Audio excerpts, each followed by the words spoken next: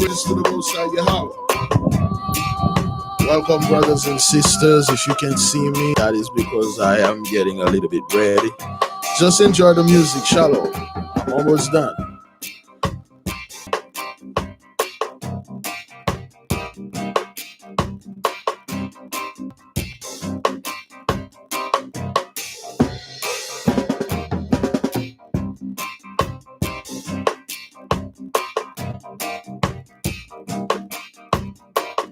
Shalom, brothers and sisters. Welcome. Thank you for joining us.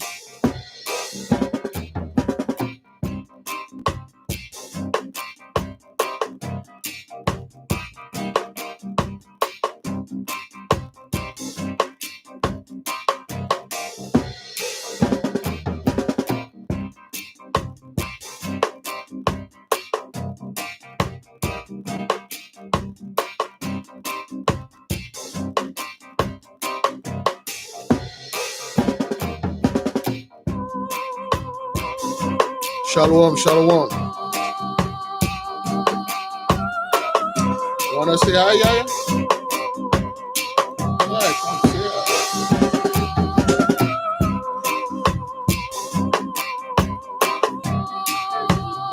Yeah. My teeth almost fell out. What is it? My teeth almost fell out. Your teeth almost fell out? Let me see. Oh boy, don't bite daddy. Yeah, wait. Hey, her teeth almost fell out. That's right. My daughter, she's changing teeth. All right. Everybody bye. Everybody bye. Bye, people. Bye, Yaya. All right, where's my water?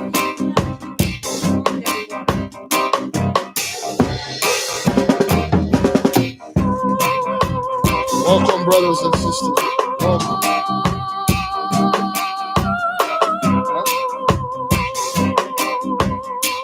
Tomorrow? Well, you can change it now.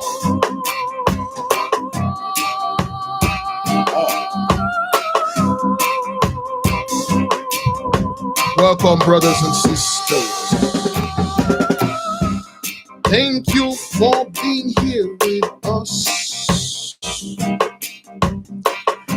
We are about to discuss the throne of David, Saul, treachery, and the power of music. Thank you, sir. Oh, that's not that much. You know what? Oof. Yeah, you can throw this away. And then pour this in there and feel that. Put it like half and then put it back in the freezer. So by the time in like an hour, it should be good. All right. Welcome, brothers and sisters. The power of music. You're going to learn the power of music, brothers. It is good to play some good music. Yes, sir. Yeah. All praise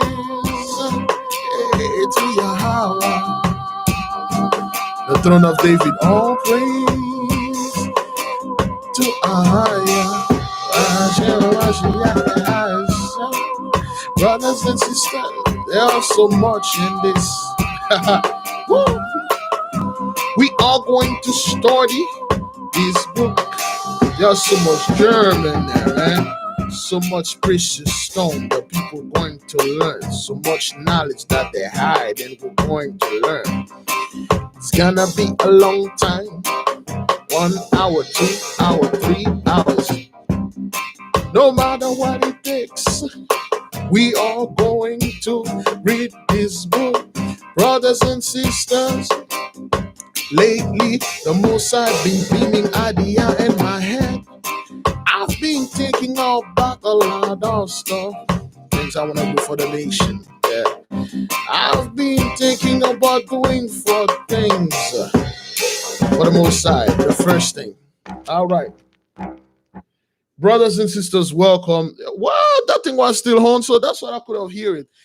Brothers, welcome, in. This is beautiful. We are about to. Let me see. All right. Yeah. I see. Thank you, sweetie. I see the Dabu 7 is losing his freaking mind. He think this is a game somehow. The elites is like, oh, people are fighting back. Get out of here, man. You ain't gonna fight back. You being evicted of our land. Shalom, brothers. Mm, thank you for being here. Thank you for being with us. I could never get this thing right. Brothers and sisters, welcome. It is good. It is good, brethren. Let us begin, brothers and sisters. Let us begin. Again, thank you. Welcome.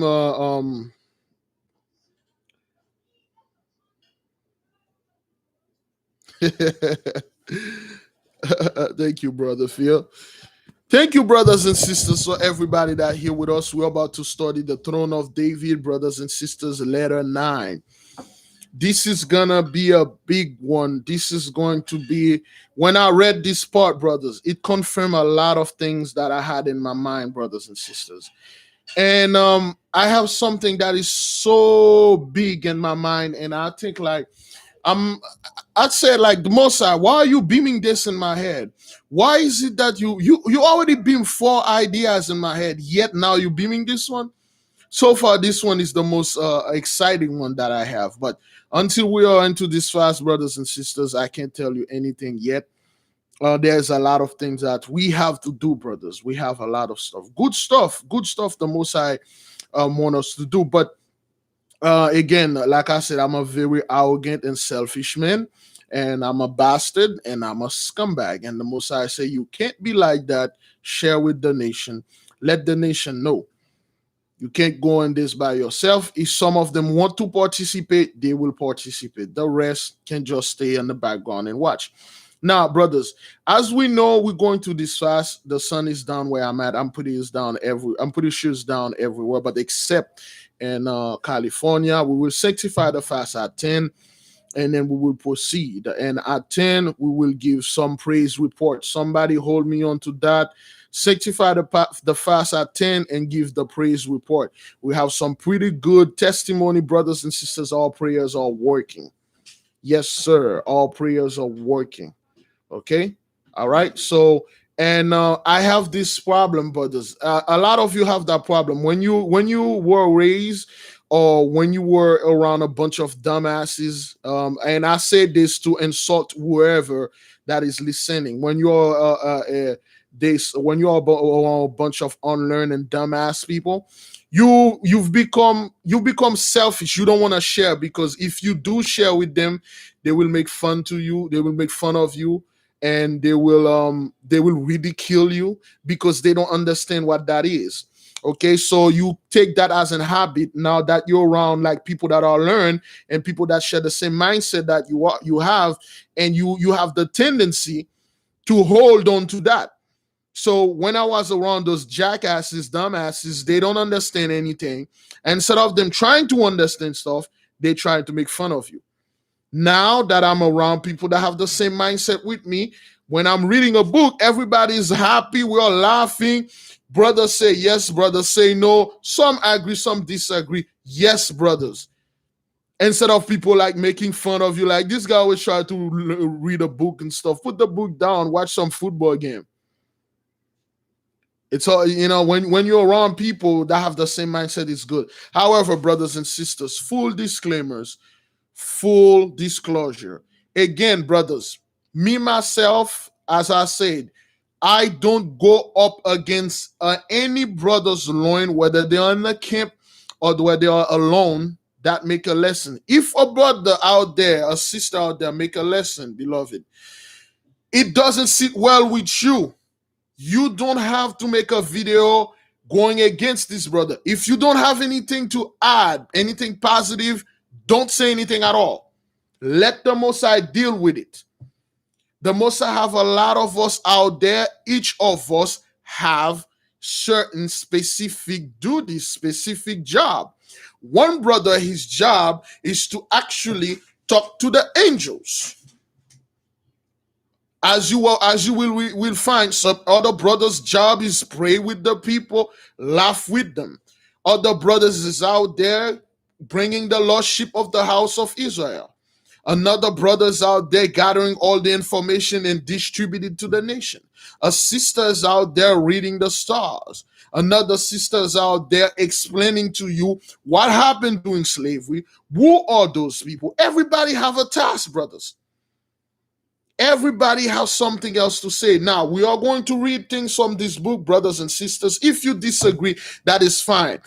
But what I will not tolerate is people telling me this is not what happened. I'm lying. I'm teaching false stuff without even read the book and then stuff. Brothers, if you know another story from another book, please be kind. Email us, say, Brother Big Levi, here's another account I think you should read of what happened. Here's another account that they say, brother, but don't email me and telling me this is not what happened. I'm leading the people astray and I'm a false prophet or anything like that. It doesn't work like that, brothers and sisters. Now, with that being said, for some of us, they will refer to this book as so-called Edomites, brothers. I don't want anybody trying to tell me, okay, the Edomites are this, the Edomites are that. You know Edomites as certain people. I know them as certain people. Let the Most High decide. I know the Ishmaelites as certain people, the Japhetite as certain people. You know it as certain people. You got scriptures, I have scriptures. But with us going at each other, try to prove to each other, it's not. Why? Those people went our books. They change things. They put things next to each other. Okay? They make things difficult. I didn't write those books. They did. They took our father's book. They corrupted. All books, brothers. Now, with that being said, brothers and sisters, let us begin. Now, we know now, brothers, this story I'm about to tell you, brothers and sisters, this has a lot of meaning on it. And like I said, I'm already spoiling that for you. I never, brothers, read anything about any princesses, brothers and sisters. Those princesses are horrible. Any princesses, they are horrible. Queens and princesses. Well, the queen are a lot better because they learned from the mistake that they made as princess, but the princesses are horrible people. Now, brothers, this is Abbasis. He's talking to his cousin, Belus, the king of Assyria. So Abbasis is the ambassador. So this is the letter he wrote, brothers. Your Majesty, I am tonight encamped by the well of the Oath and Palm Grove opposite the gate of the southern border city of Judea. So he's still in the lane. All right? Watch this. Pay attention. This is what he said, brother. He said, by this well, 1,000 years ago, Abimelech, a king of Gerar, and Abraham, the father of Hebrews, made the covenant of amity. Define this word, brothers. Amity. Define this word, brother.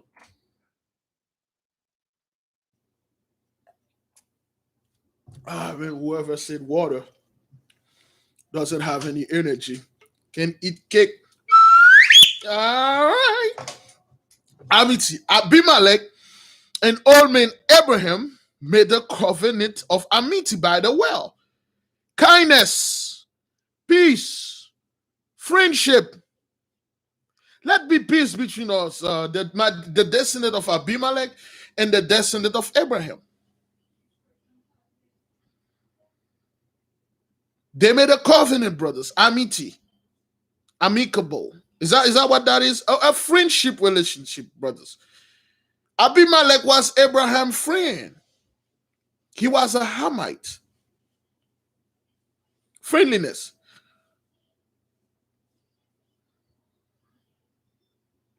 Remember when long story short, Abimelech take Abraham's wife, the Mosai came and threatened Abimelech, man. The Mosai came out, Abimelech said, what, you put your hand in my women? I'm going to, you nothing but a dead man. Abimelech jumped out of the dream. The angel beat the spirit out of Abimelech. The plagues come upon Abimelech heavy, and he had to give Sarah back. Ever since Abimelech, he become a Hebrew. Abimelech he become Abraham's best friend. Woo, all praises to the Most High. That guy don't play, man. The Most High don't play, man. The Most High, will you put your hand on my side, right? Ever since brothers Abimelech made peace with Abraham, those are like the Gentiles, the father, the heathens, the father one in, the peaceful one, the one that make peace with us and peace with our father. Abimelech, this ever since then, he started worshiping idols. He had respect unto our Lord. As you see, brothers, certain of the Gentiles were buried in the same sepulchre of our people. They have respect for the Lord, man. This is going to be beautiful, brothers and sisters. Us working together when the kingdom come, this is going to be beautiful. But the unyielding, unrepentant scumbags out there going to get it. Oh boy. I'm already drinking too much water. Now, Abbasis, he was at the well. And here at this fountain, the ancient Chaldee used to water his thousands of camels, tents, thousands of sheep and stuff. They know Abraham as a Chaldean. They know Abraham as a Syrian. Because again, he was moving around. So every time he moved to some place, he spent some time there. They thought he was those people, okay? All right, so now,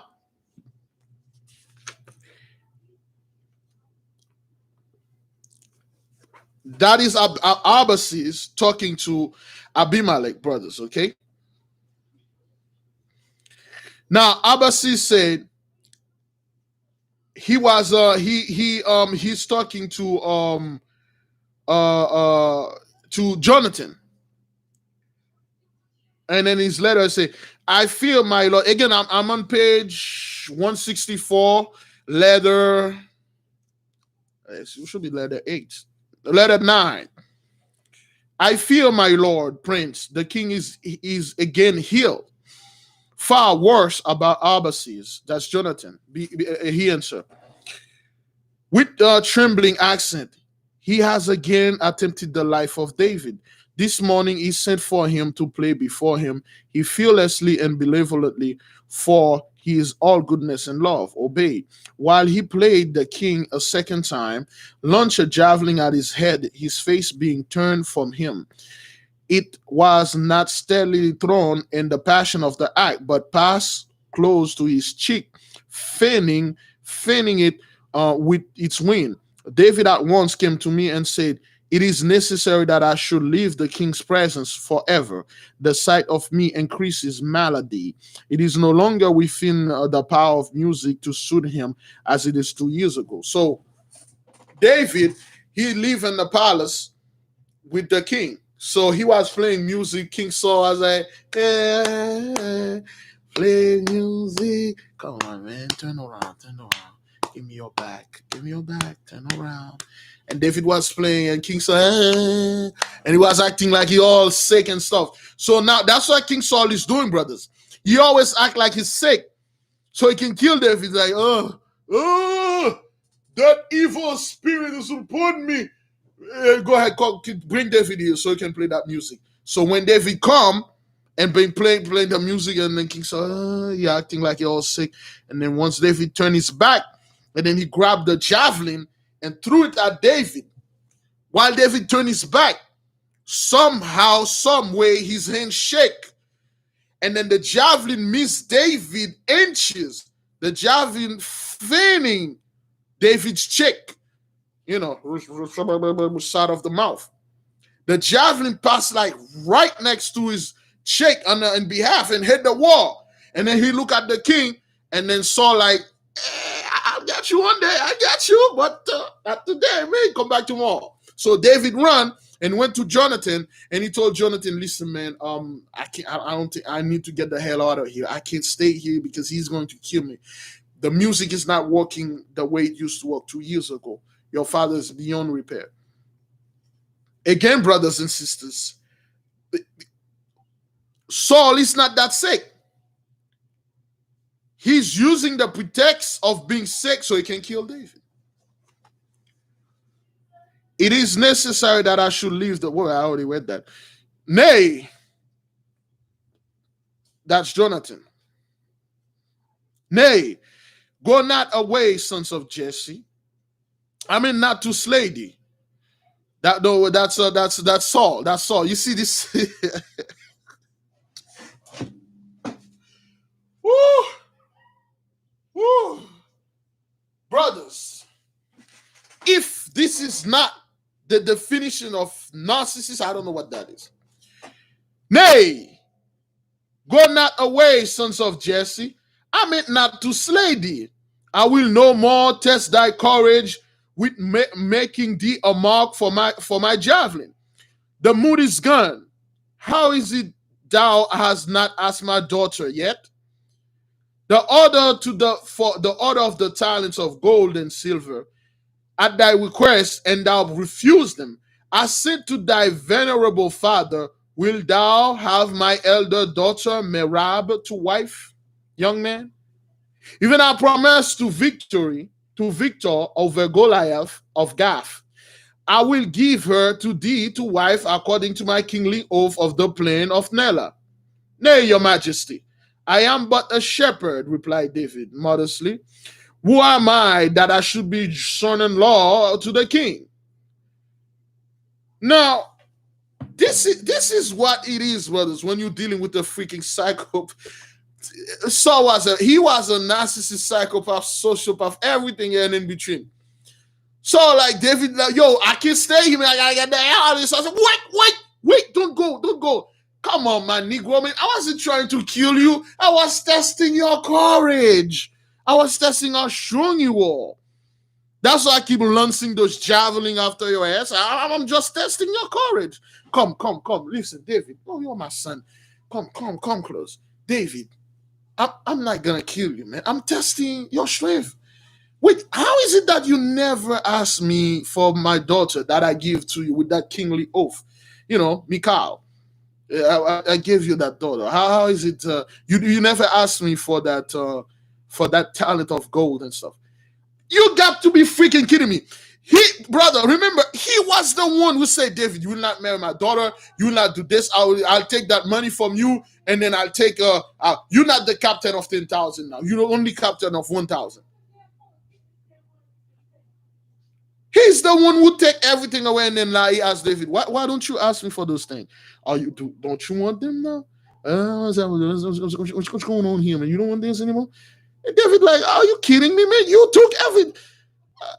Yeah, gaslighting. Thank you, sister. He's gaslighting David. Yo, man, just because I keep throwing javelin after you, that doesn't mean I'm trying to kill you, man. Come on. I'm trying to see if you're strong enough to marry my daughter. Brothers, there's a lot of people like that in our family. There's a lot of people out there that are like that. They're all bosses or people we go to school with. They're sick. I'm not trying to kill you, man. That javelin that I launched straight out your ass, I was trying to test if you would have seen me. But you passed the test. Can you imagine if you did fail that test? Yeah. So David was like, yo, man, I really don't want to, do this. So he was he was telling David, okay, well, I'm going to give you my eldest daughter, Melba. My eldest sister is betrothed to Adriel of Moab. He already married to Adriel, some dude named Adriel of Moab. Isn't Adriel another angel name? Is that what that is? Adriel? I think. If thou give us one of my sisters to David, and let it be Micah. So this is Jonathan. Jonathan said, whoa. Adriel is already given to another dude. If you want to give David one of our sisters, give her Micah. You know, Michal is good to, good for David because, again, a virgin is a young woman, a very young woman. That doesn't mean she virgin or not sexually inexperienced. No, they're just young women walking around, okay? 18 years are young women. A 19 years are young women. A 20 years old is a young women. A 25 years are young women. Okay, a virgin. Once you start getting your 40s or 50s, you're not a virgin anymore. Although you could be sexually inexperienced. That's according to that time. You're not, old women in her 70s never been with a man. She's sexually inexperienced, but she's not a virgin. She's not a young woman. Yeah, that's just some crap I learned somewhere. Anyway, brothers, and again, man, the princesses, they weren't all that virgins, so to speak. If thou give us, okay, what thou hast to refuse Merab, demanded the king fiercely, striking his hand upon his sword. Let him take her. So David, well, David was, I mean, Saul was a scumbag. What he trying to do? He tried to give David the worst of the daughters, the rebellious daughter, although all the princes were, straight up, yeah, horrible people. But he tried to give David the worst, Melba. And then he like, why can't you take Melba or stuff like that? Wait a minute, you promised me, you give unto, not only you give unto me Micah, I want her. I kill Goliath. And David like, no, you didn't want her. You didn't want her. I don't know. What is this guy? Did you just say you kill Goliath? Is this guy's lying to the king? You see, this is you haters, man. You haters coming over there lie. You didn't kill Goliath. I killed Goliath. Right, people? I don't know about that. Say yes. Oh, I got it. Oh, yes. Oh, call Saul. He killed Goliath. Yeah. He killed Goliath and stuff. He didn't. He's like, oh, I won all the battle and stuff like that and things like that. So he's trying to, yeah, Saul, man, dude. So anyway, man. Now,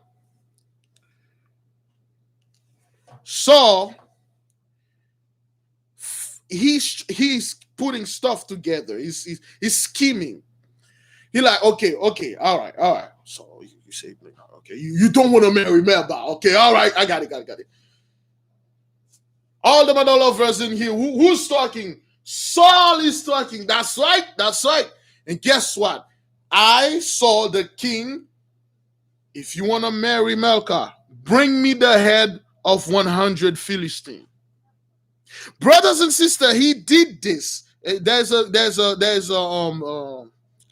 verse in the Bible. Anybody that know that verse in the Bible when he asked David to bring the head of 100 Philistines, and then he said, if you bring it that, you will marry my daughter.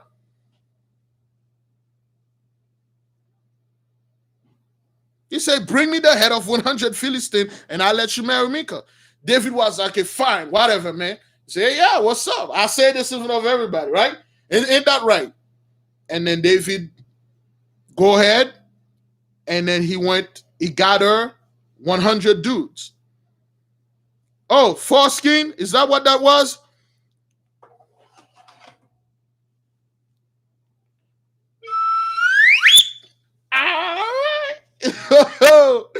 Somebody catch my drift here, but we'll say head, brothers and sisters, okay? Head. Certain younglings, certain people, certain demographic are beholding. We want to be professional. 100 heads. Yeah.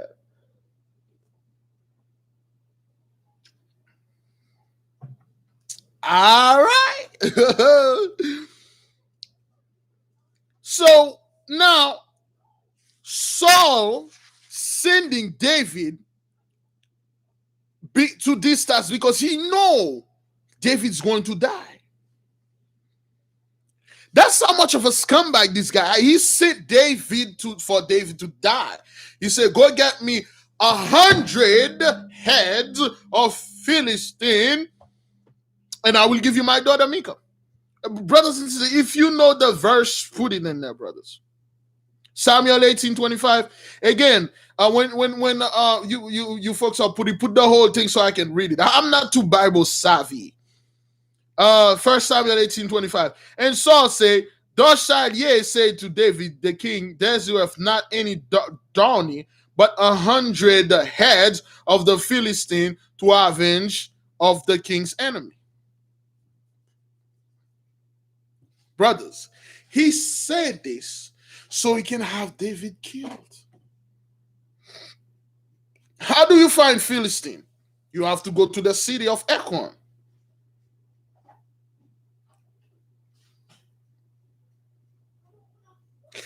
Now, David went to Ekron.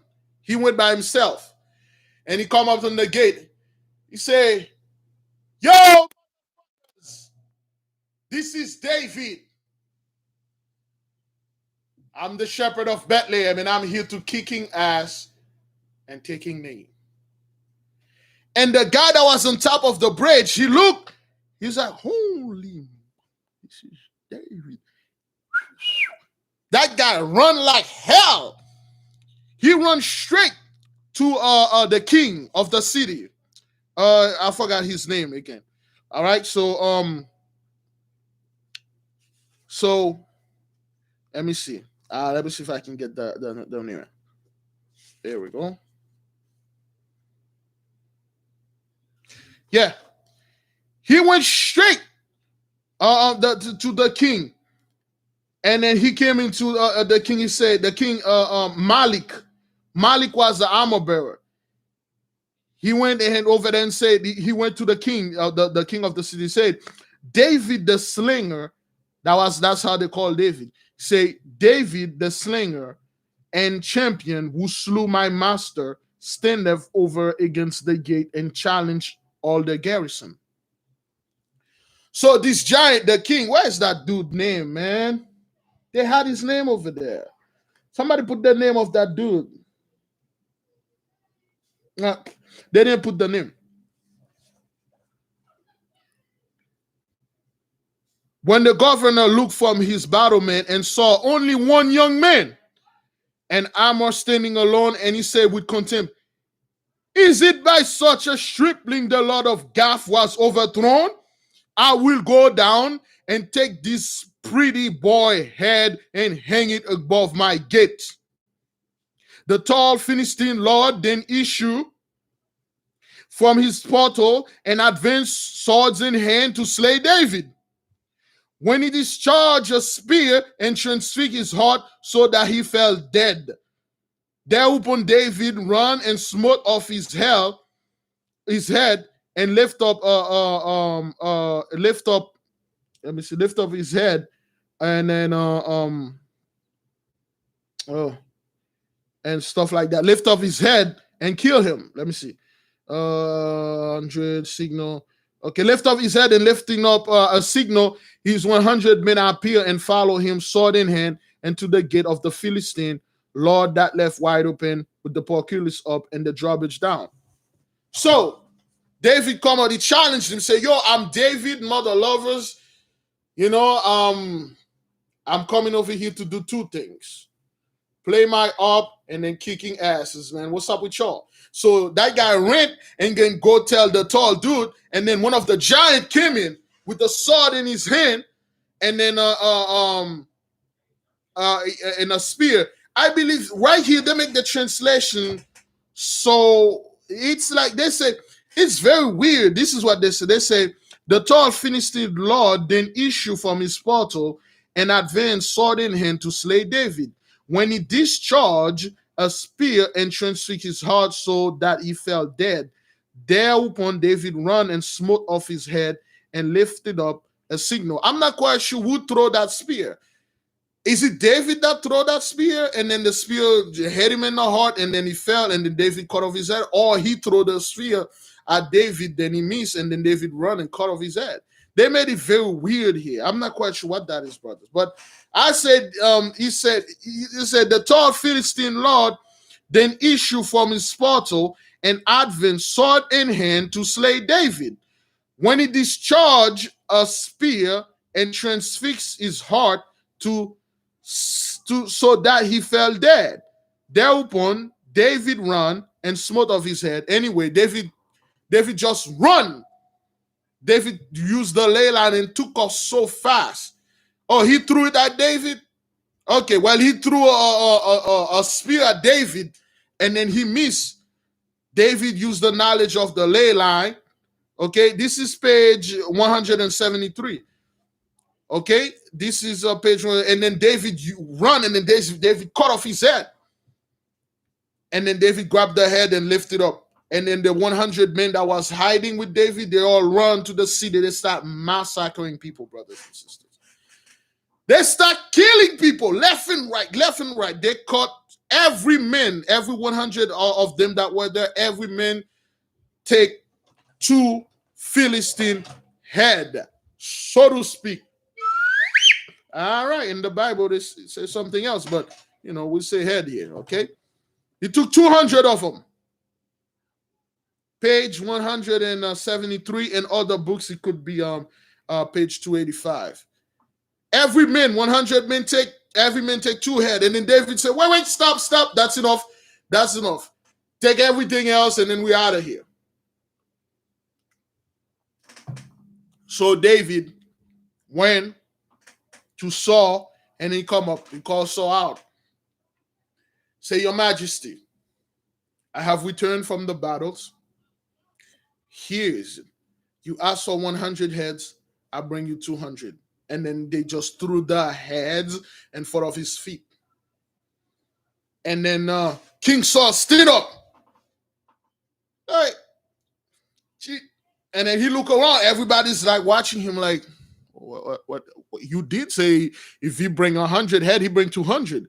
So every captains, the high guard, and the noble company, everybody was here watching Saul. So that was the only time, brother, Saul don't let his pride. He didn't want to embarrass himself. He calmed down a little. He calmed down. Okay. So, David, follow me. He was so embarrassed. He didn't say anything. He just said, David, follow me. And then David following him with a safe distance. David is following him. He's going, he's working. And then he went to Milcah chamber. He said, come here, daughter, Milcah. Give me a second. He said, come here, my daughter, Milcah. And then he took Milcah's hand and put it on David. He said, hey, she's your wife now. Go ahead, get her. You happy? Boy. So now that you not only you steal that glory for me in a battle, now you stole my daughter too. Is that what that is? This guy's hating on me, man. You're hating on me. You stole my daughter now and stuff. David say, man, I want her with fair and square. And she's like, yes, daddy. He wanted me. Whatever, man. Next thing you're gonna try to steal my kingdom. Is that what that is? Is that what it is, little Negro? You wanna steal my kingdom now? This is like what you make this the oath with me. And then he went, brothers, listen.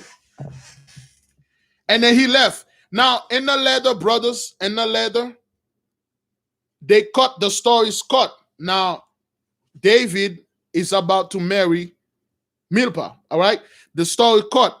Now because Abbasis was written this to the king of Assyria, he was going to go in Egypt to go get that princess Zailah to marry the king of Assyria. He was going to ask her a hand for the king, his cousin. So he went to Egypt. Give me a second. Let me get I'm going to tell this story. So there you go. Okay. Okay. All right. We'll stop right here. Brothers, this story that I'm about to tell, it is well known. Some of you might know this story because it happened so many times. Back home in Haiti, this story is all over. People know this. Actually, as a kid, when we were growing up and, try to talk to girls, this story was a lesson for us. Now I just realized that. I didn't know where that story came from. If it was in the Bible, let me know, brothers. Abbasis went to Egypt. He went with 200 horses, brothers. He about to ask the princess, the king, princess, hand to marry the princess to Assyria, the king of Abbasis, the king of Assyria. So he went with 200 camels, 400 goats, and all that, a bunch of things, kingly princes, gold, silver, diamond, precious stone, fine twine, linen. And then he's moving to Egypt. So when he arrived to Egypt, and then he said, "My king, king of Egypt, how you doing? May the king live forever," all that crap. And then he nearly said, "My king, I am here. My name is Abbasis, and I am the ambassador of Assyria. The king Belus sent, and he wants to marry your daughter. This is a gift for you. This is a gift for the wedding." And the king happy. The king was like, "Yeah," but the king only had one daughter, brothers. Oh, that's his only daughter, Zailah.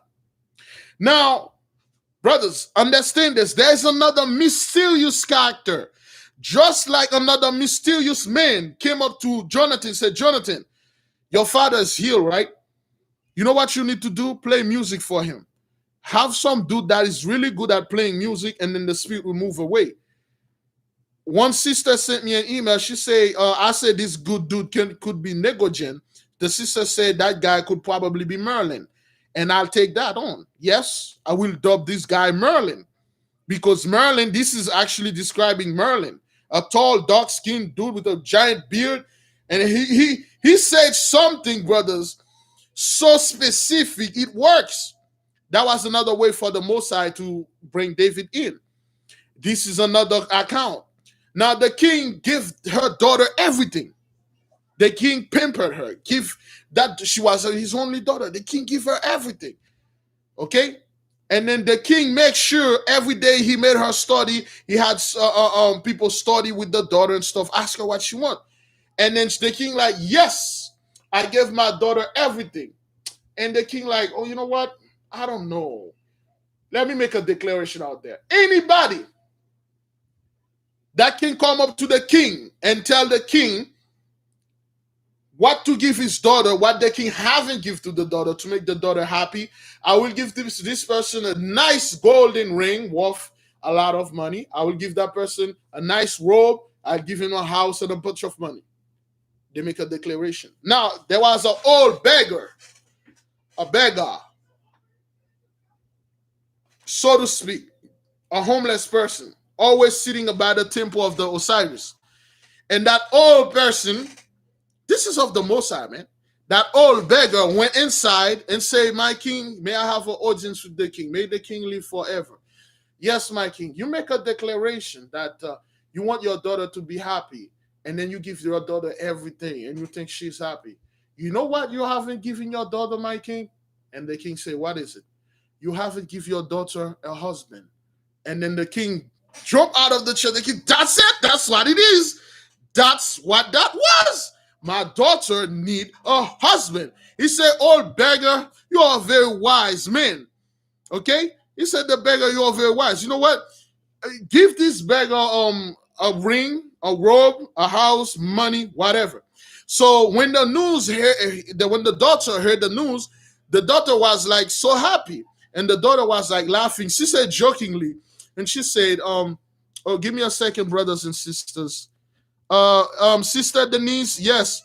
I got it. I got it, sister. I am going to show it. I am going to show it at 10 o'clock when I'm sanctified the fast. Hopefully, I don't embarrassing myself, but I will show it. I thought that thing was so easy. I tried, but what? That's the most difficult thing. So, but anyway, Sister Denise, I will show it at 10 o'clock when we sanctify the fast."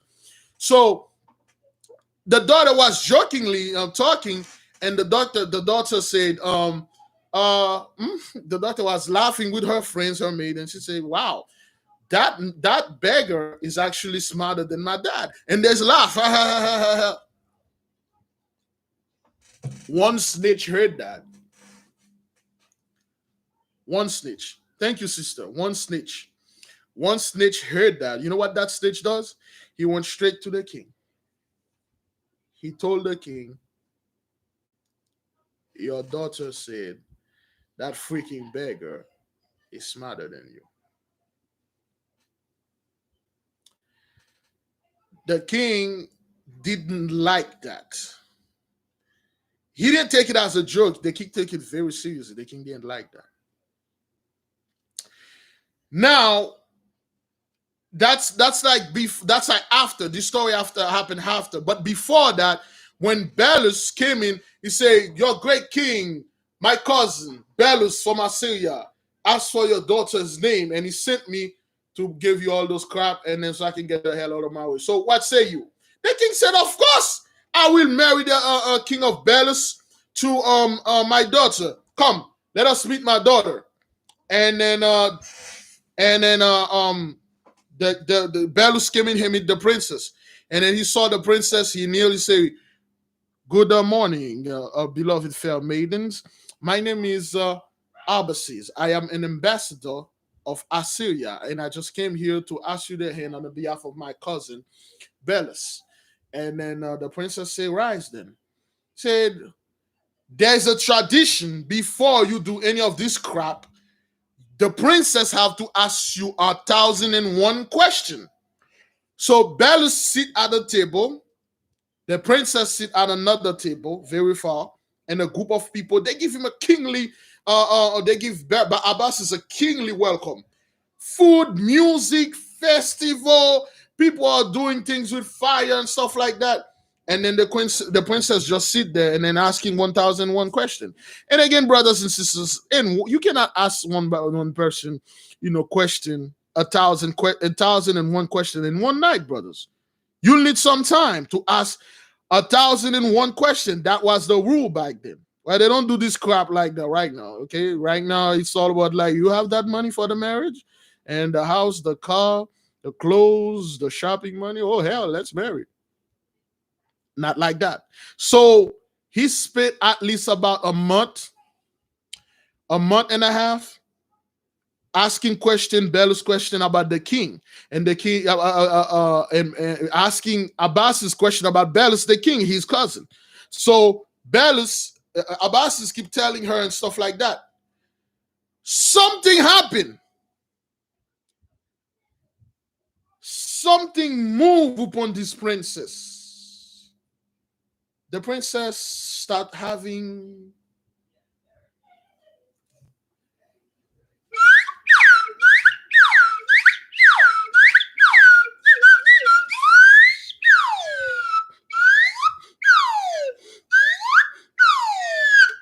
Yep. But Abbasis was unaware of that. The prince saw drawing closer, and closer. Abbasis was clueless. He was like, "Oh man, my king, man, he's my cousin. Oh, we went as a kid, we okay, all right." And the princess called her maidens and her friends, and they start talking.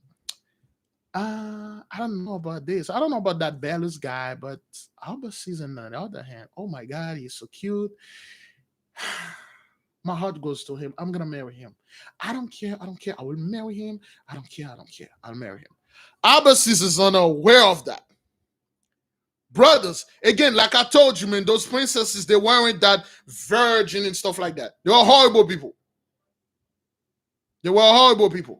Okay? So Abbasis are sending letters saying, "I don't know what's going on, my king. I was supposed to come here, but the king doesn't want to give me an answer. I don't know what's going on. Probably some type of holiday is coming." So Abbasis is sending the letter to his cousin Belus in Assyria. He's in Egypt. So now the king went to the daughter, said, "Beloved daughter, what is it? What's your answer?" The daughter said, "Daddy, I love you and all that, and I love everything. So my answer is I don't care if you those princesses were like cocky. I don't care if you like it or stuff, but I don't want to marry that king." And the father like, "What? What are you talking about? The king, if we marry this king, we'll have a great alliance with." I said, "I don't care. I don't love that king. How can I marry somebody that I don't even see, I don't even meet? I want to marry that guy." I said, "Which guy?" "I wanted to marry Abbasis, the ambassador." The king like, "What? Are you serious? You're gonna you find to marry a king? You choose the servant?" She's like, "Yeah. What's up? I don't want to marry him. I don't know that guy." "Oh, Abbasis is so cute. He's so charming. He's so handsome." And that other king, I don't know. He sounds like a brute. And then he could be ugly. What if I go over there and then he turn out to be, it's like he's brute, and then his face turn out to be, ugly and stuff like that, and then he look like Big Levi. and I don't want to marry him. I want to marry Abbasis and all that nonsense and stuff. And then the father's like, oh, you got to be kidding me. I already made my decision for you, daughter. You will marry the king. She said, no, I will marry Abbasis. And the king said, he already made the oath. And the king said, I don't know what to do. I don't know what to do between you and your mother. You know what? I don't know what to do.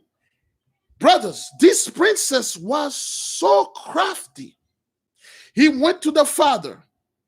It's daddy. I don't want you to. Don't you love me, daddy? I love you, daughter.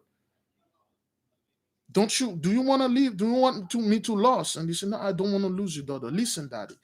If I marry Abbasis, he's an ambassador. He will be your son. You don't have a son. And Abbasis you will give the scepter to Abbasis, and Abbasis will be your son. He'll be the king. Now, I'm not gonna go over Assyria where you're not gonna see me, daddy. You're not gonna see me if I go over there. But if Abbasis marry me, he's gonna stay here. He's gonna be king. He's gonna be your son, and I'm gonna be here. We're all going to be happy. The king jumped. The king jumped. The king said, "Yeah, all right, that is good. I will marry you to Abbasis." Brothers, understand this. This is all of the Lord. This is all of the Lord. Understand how the Most High moved the chess pieces, brothers and sisters. How the Most High is moving the pieces. Excuse me. Now, Abbasis have no idea what's going on, but he's like, something is weird. I don't know. You know what?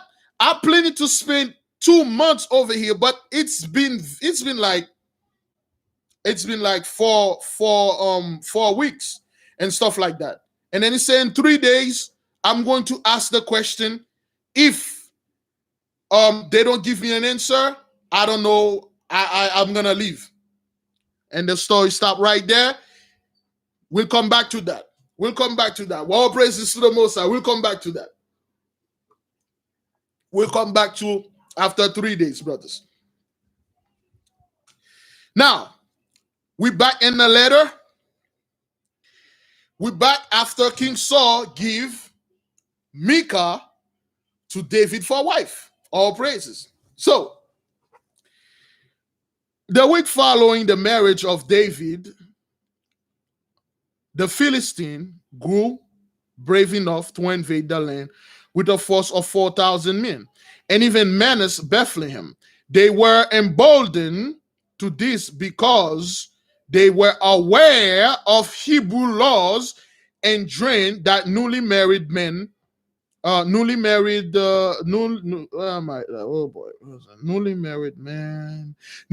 men be not sent to wars for 1 year after his marriage. The prowess of David alone had without question hitherto kept them aback. The 20th day after his nuptial, news come to that a company of the Philistine had carried off the flag of Jesse his father and slain one of his brothers. So what they did, brothers and sisters, what the Philistine does, they know our law. They know there's a law in the Hebrew community that say if a man married, this man cannot go to war after 1 year. He need time to know his wife. Our honeymoon, brothers, originally last a year. Instead of one night of a quick, but it used to last 1 year.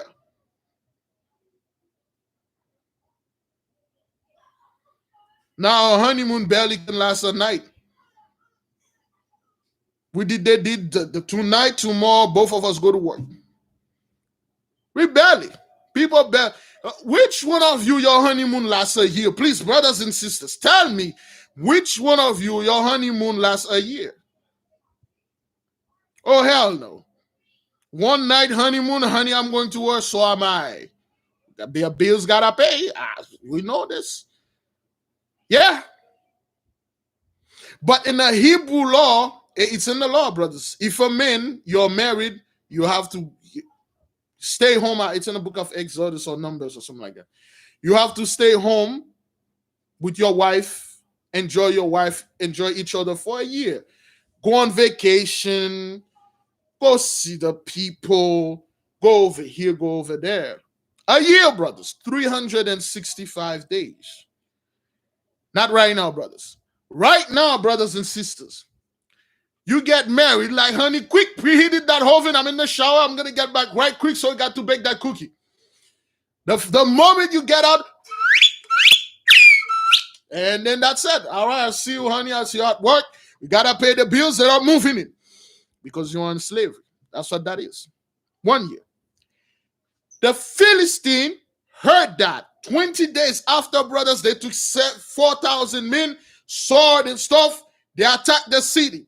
They knew for a fact the only dude that can kicking and taking name is David. And then they run into the city. They went to, you know what they did, brother? They went to Bethlehem and the hometown of David. They plundered the town. They killed one of David's brothers.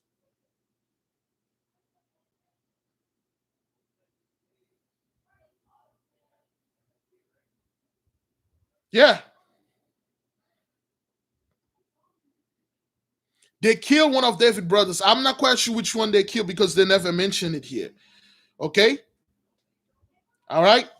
It could be in the Bible. I forgot. I think I read it somewhere and I forgot. So, and then they took David's father, the whole family, the flag and hostage. They take all the spoil and then they go with it. And then Saul, brothers and sisters. Saul come out of nowhere. Let me read it for you. Some of you will understand when I'm reading this. Hearest thou this war news, cried the king in a tone. I fear of exaltation entering David's womb, where he sat singing a sweet hymn of his own composition to his young wife and myself. So David was in the room enjoying that honeymoon after 20 days.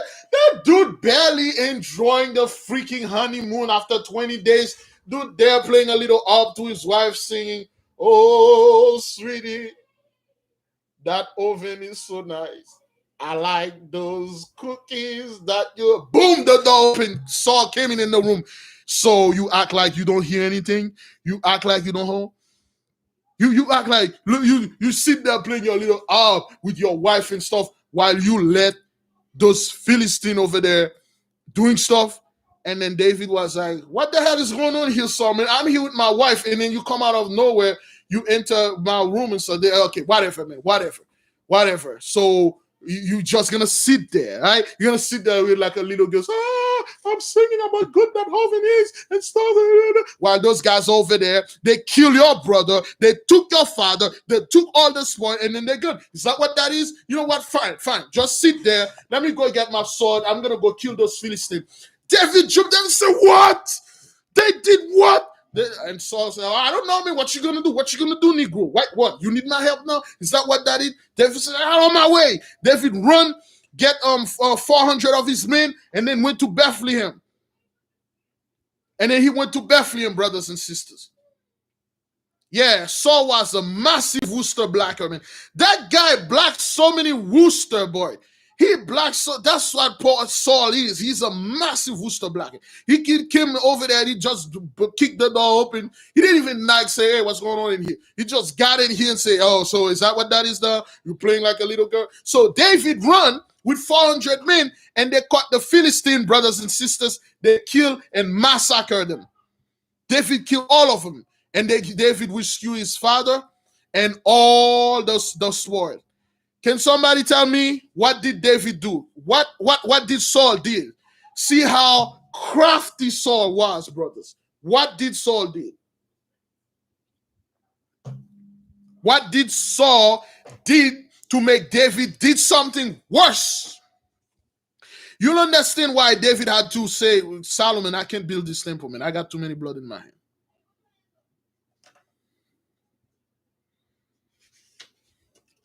I'm just waiting on you, tell me what Saul make David do.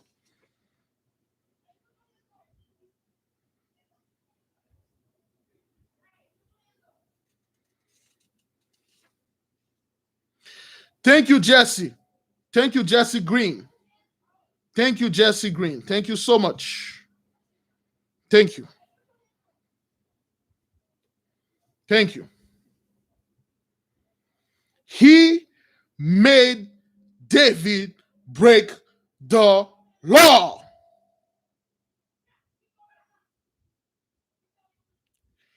He came up to David, brothers and sisters. He made David break the law. That's the law, brother. David killed those men in his anger and his rage. He break the law. He should have never go to war. Brothers, when things like that happen, he break the law. He saved his family and stuff like that, but he did break it. He break it in rage because of Saul. Yeah, that's what David does. That's what Saul did. After 20 days of David's marriage, he had 345 days to wait. A year after that, he would have not break the law, but he did because of Saul. What Saul did. Now, brothers and sisters, Jews and Gentiles alike, I understand each of us have certain lectures. Each of us learn different way. Some people learn that way. Some people learn this way. However, we are here. We are peacefully, brothers. We are learning together. I don't want anybody start fighting in the chart, brother, in the chart room, because this part of the story that I'm about to say, brothers, is going to be very uncomfortable for some, and it's going to be comfortable for some. Please don't fight. Let us just laugh and keep moving. This is what happened. David come back. He broke the law. Okay. Now you have to be come on, you're not to be smart, but you have to be aware of the law and see David went in his anger, he massacred those men. Okay, quote unquote unrighteously. Yes, he did a good thing, he saved the nation, but he broke the law. Okay, there's recompense when you break the law. It may not be something like that, brothers. The Most High really don't care about it. Okay, the Most High really don't care about that. He understands that. He really don't care. However, you break the law, man. You'll get a ticket. You take a red light. The cop understand you take that red light because you were at home, but he give you a ticket and stuff like that. That was Abbasis reading a letter from Jonathan, and Jonathan was telling him while he was in Egypt what Saul was doing in Judea, because Abbasis left Judea 2 months ago. He's still over there with that princess. Okay, he was gonna ask after 3 days, what's the king answer? So while he was reading this letter, there's two other epistle that is cobbled up in the letter. Okay, so and he look at the letters, and then he like, wait, and he instantly recognized the handwriting. He said, wait a minute, I know this handwriting. This is Aleph, the David Jonathan armor bearer, but his mother was a Levite, so he has the habit of studying with his uncle, which was a Levite. So the Levite, they write a lot. So Aleph was translating sacred books, so he got a nice handwriting. So he wrote it. He said, this is from Aleph. And then Aleph said, my king, my master, my lord, Abbasis, forgive me.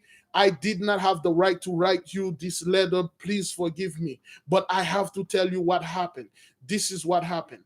When Jonathan abruptly finished the letter he was writing to Abbasis, because something happened. He said, I gotta leave now. And then he handed up the letter, and then he give it to Aleph. He said, Aleph, go ahead, mail it to Abbasis in Egypt. So Aleph, something happened. Jonathan didn't have time to explain. Now Aleph is now explaining what happened, what Saul did.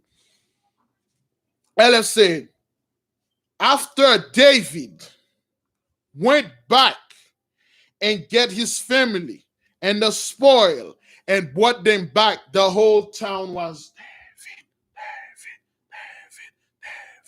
David. Everybody, David David is good. You know what? David is a king. He's a king. He's kind of like he's better than certain crazy ass fool. And then Saul heard the thing. Now, brothers, when David come back to the town, David made it so silent. He knew if he come back to the town, brothers and sisters, people will say things and Saul will hear. He come back in secret. There was one man in there. His name was, let me type his name.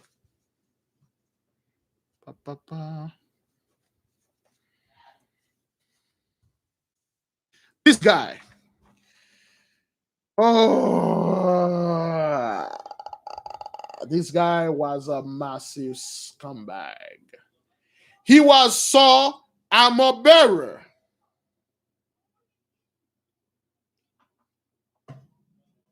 I'm out of water. Buffering? Is it buffering? Please confirm. Confirm if it's buffering, if it's good now, so I can move on with the story. Boy, I'm out of water. Okay. We're good? All right, we're good. Okay, well, some people type 2, that means okay, good. Now, this guy, Doeg was an armor bearer. He was an Edomite. He was Saul armor bearer. Again, brothers, this is of the Mosai. The Mosai is doing this. Do you remember Lord of the Ring, brothers and sisters? Do you remember that king that was so sick and they got that guy? His name was Grimace or Grima. That freaking snake-looking dude, Grima. He always come up in the eye of the king, say, "Those guys are here. They're not your friend," because the king was sick. He's like, "Those guys, they're here to they come here to steal Hish, man. Get rid of these Negroes." That guy. You guys remember that guy? Yeah, Doeg was yes. Wamtung, is that what his name was? Grima? Okay, the king name was Theoden, right? So this is all Saul. This is Theoden and the Lord of the Rings is Saul. Once you start reading this book, you're like, wait, what the hell? This swagger jack everything we have. God damn it, man. This swagger jack everything. Yes, Doeg was a descendant of Esau. He was an Edomite. Yeah, Lord of the Ring, brothers. And you see, Grima was actually Doeg, but that Grima in that book had in that movie has more honor than Grima in this book. Okay, so Doeg come in the eye of the king. My king, great Lord Saul, the greatest king that ever lived, the Most High of this earth. You, King Saul, will reign forever. But King Saul, you gotta be careful, man. Niggas out there saying hush about you, man. You know what happened? David, he went over there. I don't want to tell you, man. I don't know. I don't think you would be interested. Saul was like, well, no, tell me. What is it? What happened? What happened? People are saying, I don't want to talk too loud because Negroes out there watching and this. And you know what they say about Saul, man? So you know what they say about the great Saul, my boy? Saul, they said you're a coward, man. What? Who said this? I mean, everybody's saying this. You know, David went over there. He killed all those Philistines. He came back. The whole town, man. The whole town is like David, Saul is a master eater of cake. What? They say this? Yeah. People are saying bad stuff about you, man. They'll keep saying David, but no Saul. I was the only God. May that God forgive me. I was the only guy cheering for Saul. So they beat me, you know? And Saul's like, what happened? So those people, is that what that is? They think David is better than me. They think David, you know what? They say they're not thinking, they say David is better than you, man. You need to do something about this, Saul. Saul, okay, all right. I'm gonna get him. And Saul, what Saul did, brothers? Saul said, the same old. He had a plan. Oh, I'm sick. Go get David. and they go get David. They say, David, the king is sick. Doeg went there. Doeg the Edomite. Doeg. Say, David, the king need you. They're like, why are you rubbing on him? I don't know, man. It's just cold out there. It's just holding my hand and stuff. But the king sent for you. Take your harp only. Don't take no shield, no armor. The king needs you. So David went to see Saul. And then he said, David, man, I'm sick, man. That dark spirit is zombing me. Can you come 5 feet closer and play a little music for me? The same old plan. The same old fair plan. Yet he called David, can you come closer and then play a little music, for your old man Saul. David said, okay, yeah, but well, and every time I come here trying to play that music and you keep slowing javelin, throwing javelin at me and stuff and things like that. And come on, man. I already told you all those javelin I was throwing at your ass. I wanted to see if you are strong, if you are courageous, if you are good enough to marry my daughter. Come a little bit closer, like right there. You good right here. You good. That you are good range right there. All right, then. Go ahead, play. You say, okay, you're not gonna shoot any javelin at me. Say, do you see a javelin here? Do you see a javelin here? But Saul was hiding a spear behind him. He said, there's no javelin here. Stay where you at. And David stayed in front of Saul and he's playing. David is playing the harp. Give me a second. Yeah, it's just the same thing, brothers. All right.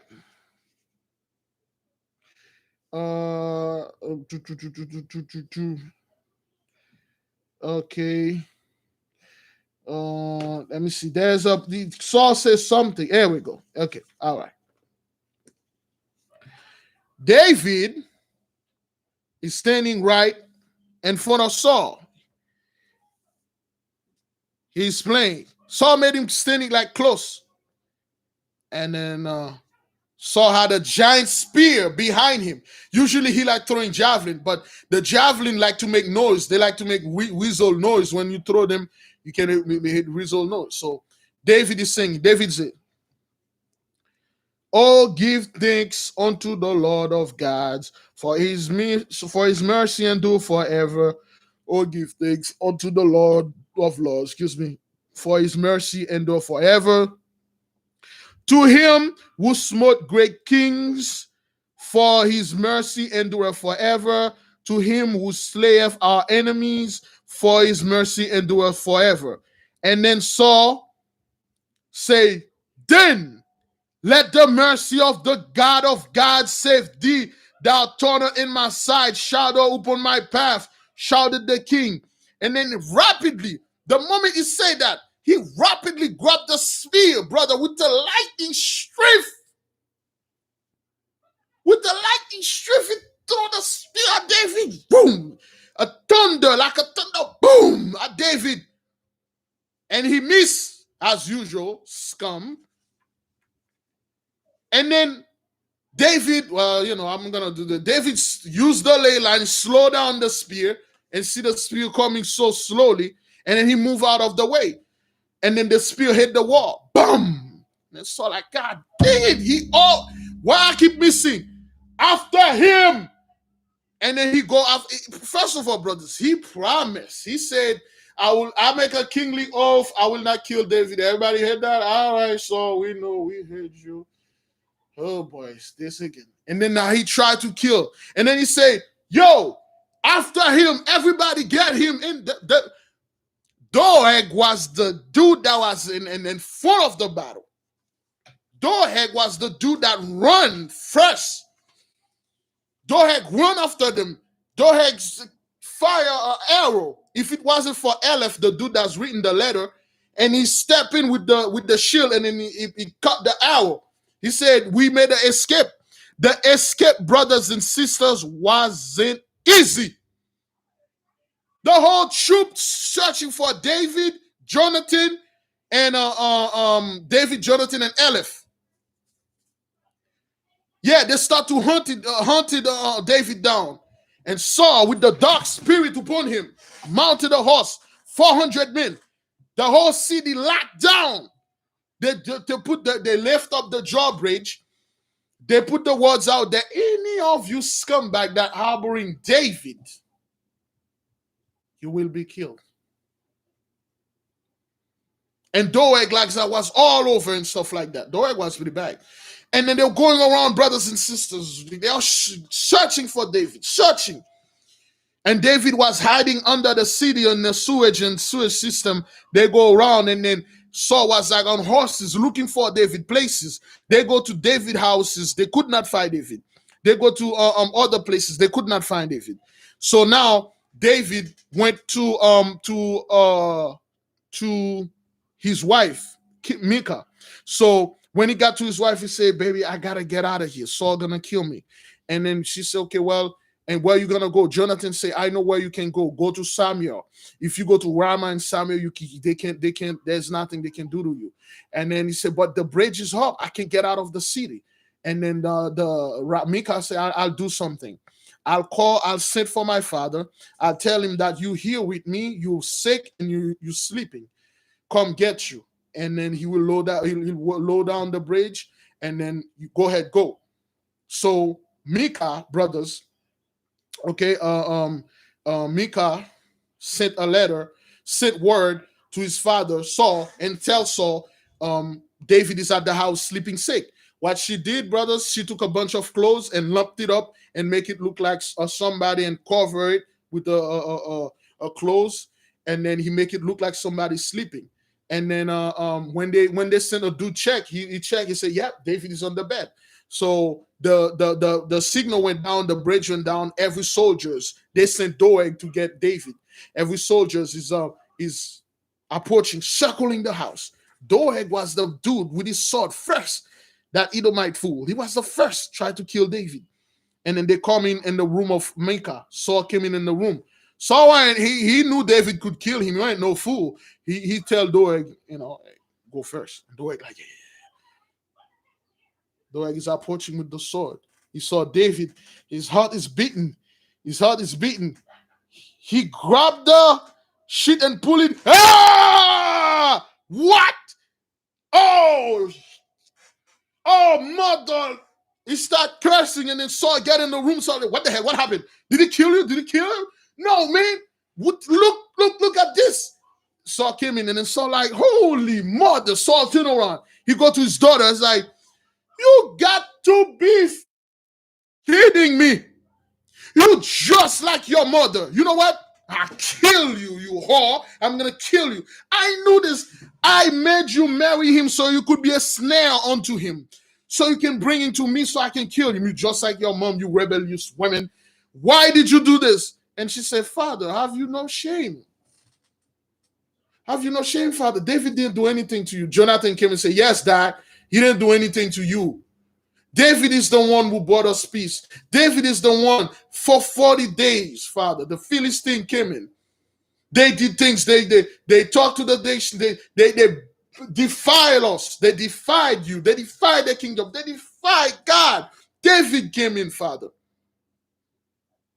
He's the one. And while they are talking, Jonathan and Micah are buying time. And then David escaped and went to Rama. And then he went hiding with Samuel. Brothers and sisters, while I'm telling this story, give me all praises to the Most High for Samuel, man. Samuel didn't play, man. I understand now why the Most High have those Levites separate, man. They know things you don't know, brothers. They know things you don't know. Give me all praises to the Most High, man.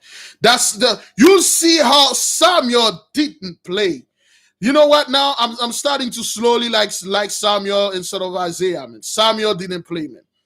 All praises, man. Samuel gonna say, is that what that is? Is that what? Okay. David went hide with Samuel in Rama. So Jonathan was there, explaining to the father, buying time. And then Saul was standing in the darkness, like he was standing with the sword, and he said, I'm gonna kill you. He tell the daughter he's gonna kill her. He said, Daddy, you can't do this. And not only you want to give your daughter and make your daughter a widow woman, and then now you want to kill her too? Don't you know it was David who killed Goliath? Don't you know it was David who bought us? Don't you know what's David who bought your kingdom back? Don't you know what's David? Don't you know? Say, see, this is it. This is it. And Doeg came and Doeg say, you see what I'm saying? You see?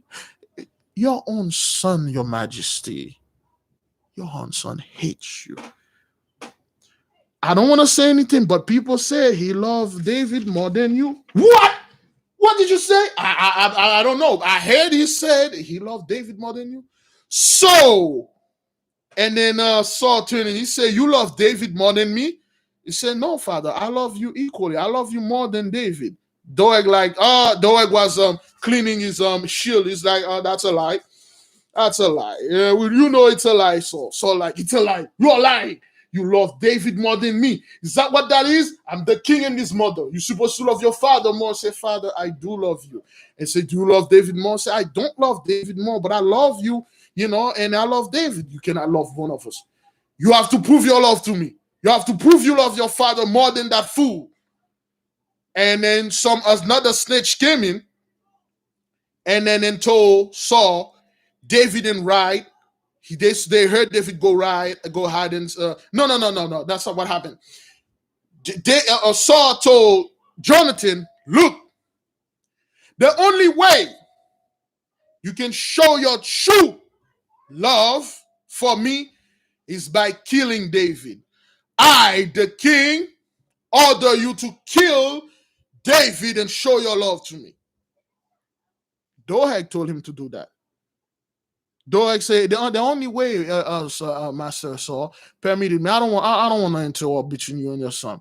If he can kill David, he loves you.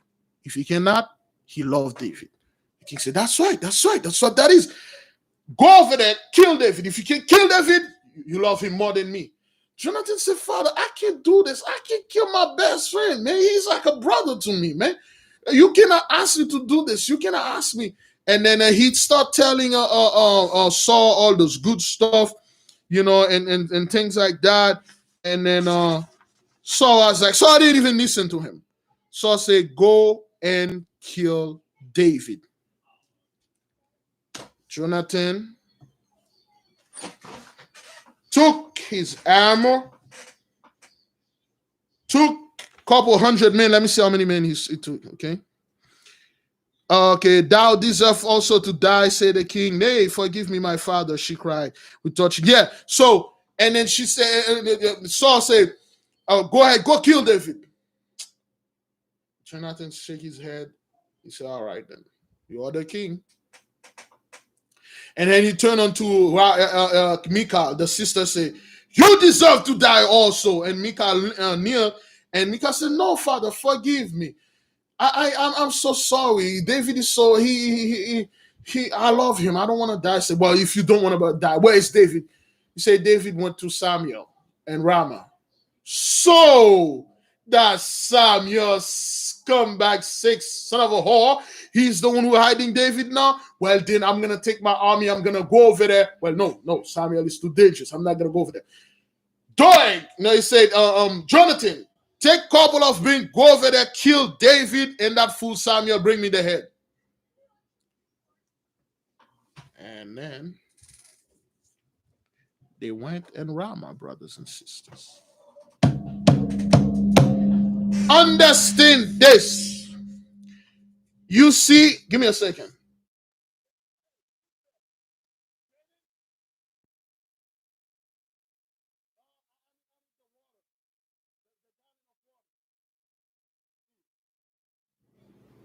Now,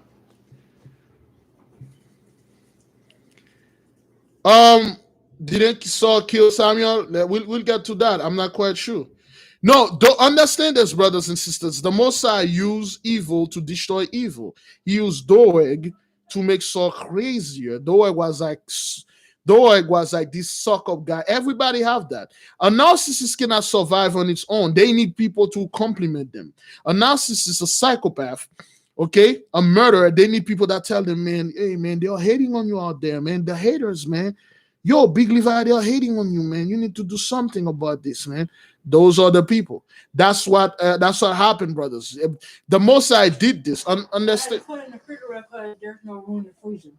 Yeah. All right. There's no room in the freezer. Okay. All right, let's go. All right, give me a moment, brothers and sisters. There we go. Put it right here. Drink a little water.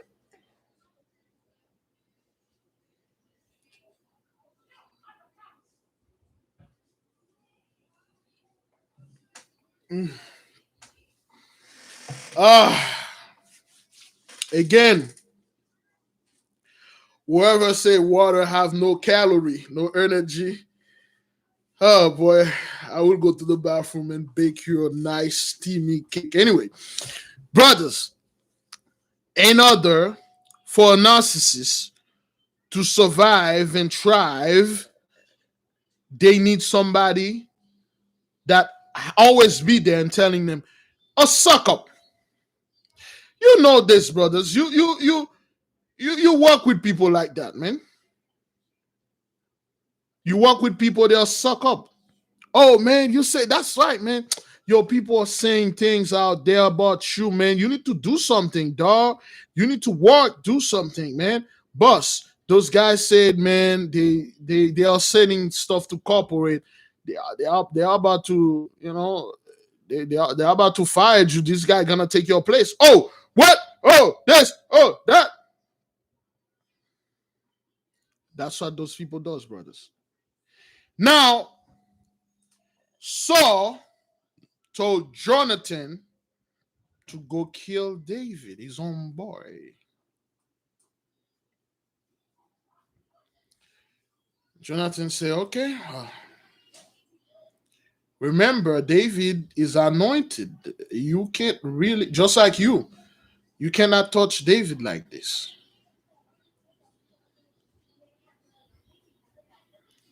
Yeah. I hate suck up, man. I despise those people. Always, they'll do anything, brothers. They lie to gain favor of the narcissist. They lie to get $1 more, 50 cents more. They lie on you. They snitch every little thing. Yeah, okay. 10 o'clock, brothers and sisters. It's 10 o'clock. All right. 10 o'clock, brothers and sisters. Let's take a little break and sanctify the fast. And then the beloved sister Denise sent me this because, oh boy. Oh. Jeez. That's my cell phone. Give me a second. Oh. Hey.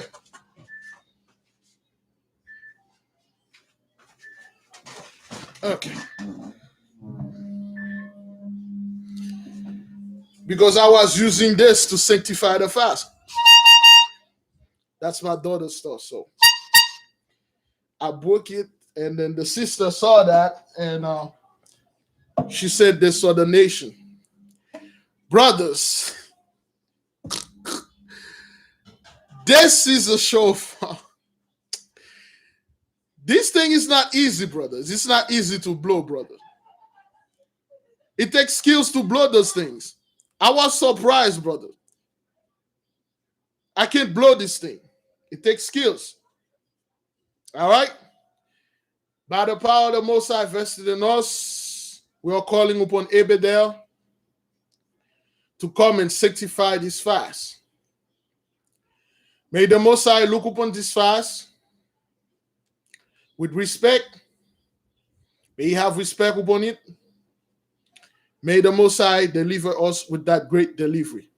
All praises to the Most High. Thank you, Abedel. All right, I got it.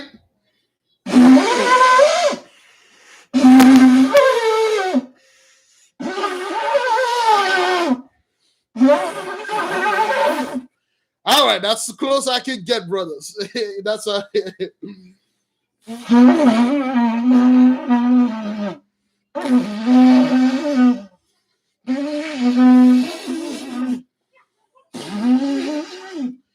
All right, I keep practicing. All right, you calling the lions to come in? What that thing at?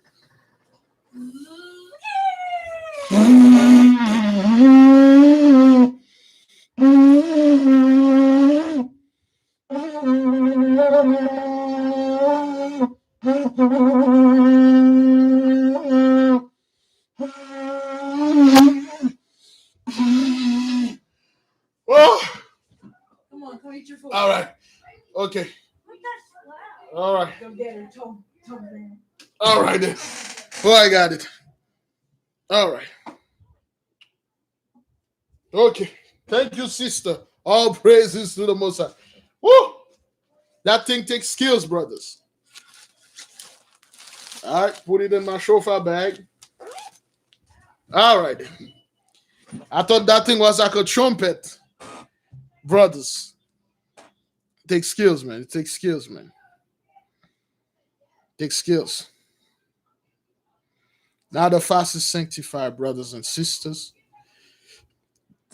Now, yeah, I can blow that thing for H. The Most High is happy, you know. The Most High like to make fun, man. The Most High like to. This is the most sense of humor. Thank you, the beloved sister Denise, for sending us the shofar for the nation.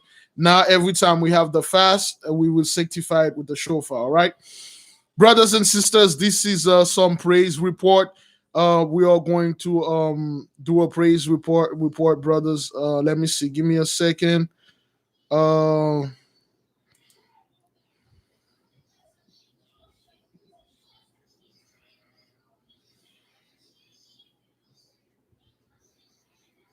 Okay. All right.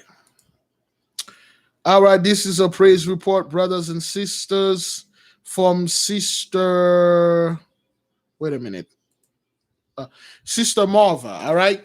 The beloved Sister Marva want the nation to know what's happening. Okay. All right.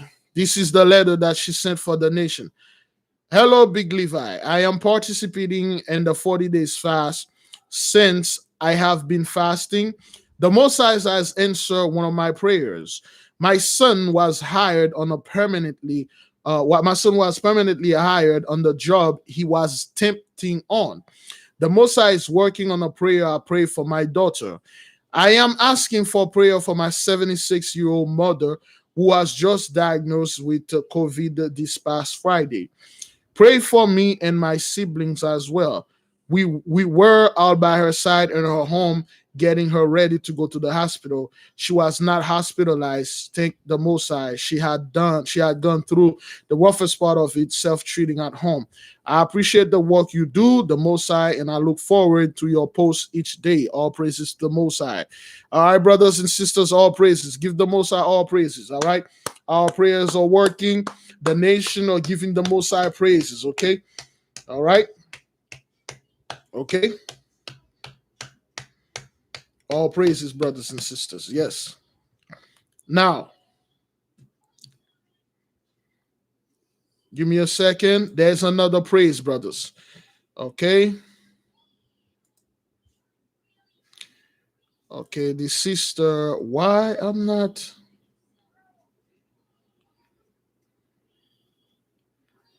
Okay, there's a very good one I have here.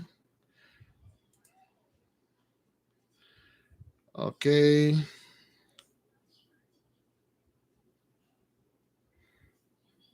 Mm-hmm.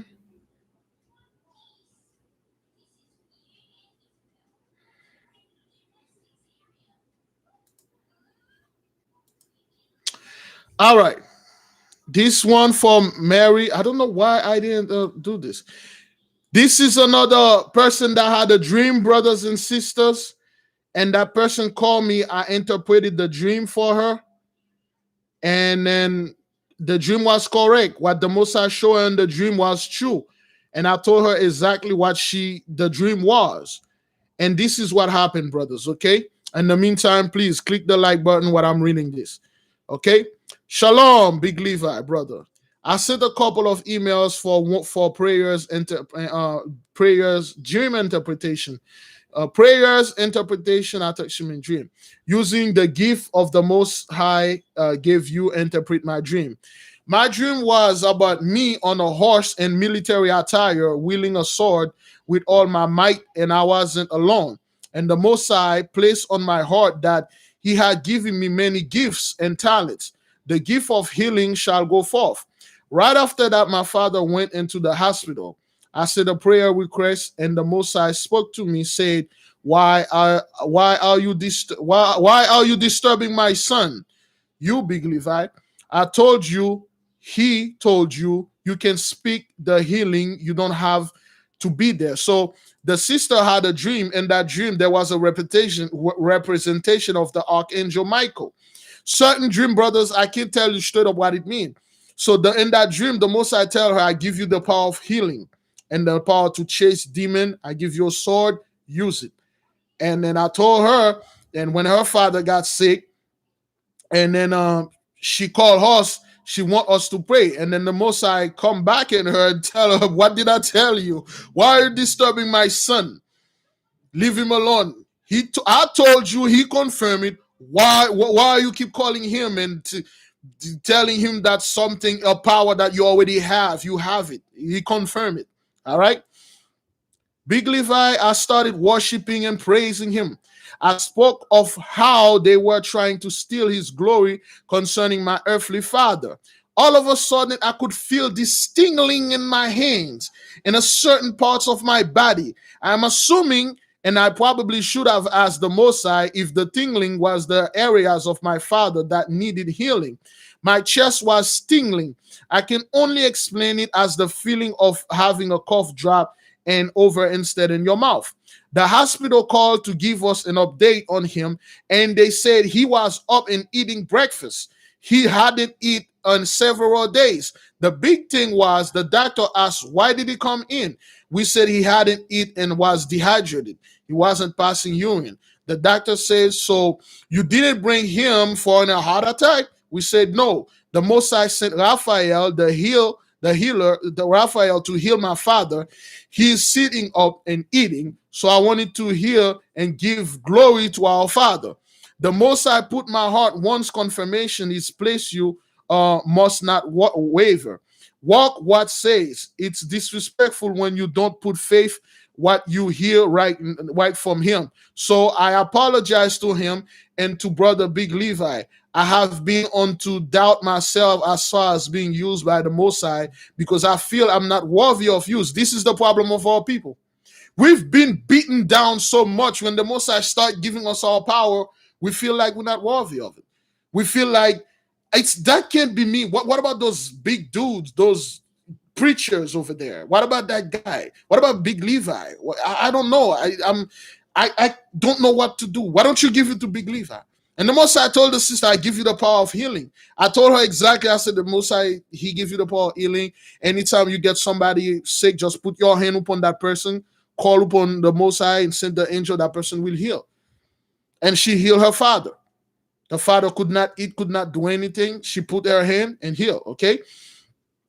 He is teaching me and I will go. He placed on my heart that we will do mighty things in his name and his authority. He showed me we can travel without plane via ley lines and portals, which is true, that we will manipulate elements. I am just so excited about things he's going to do. All praises to the Most High, Maria. Brothers and sisters, this is another praise.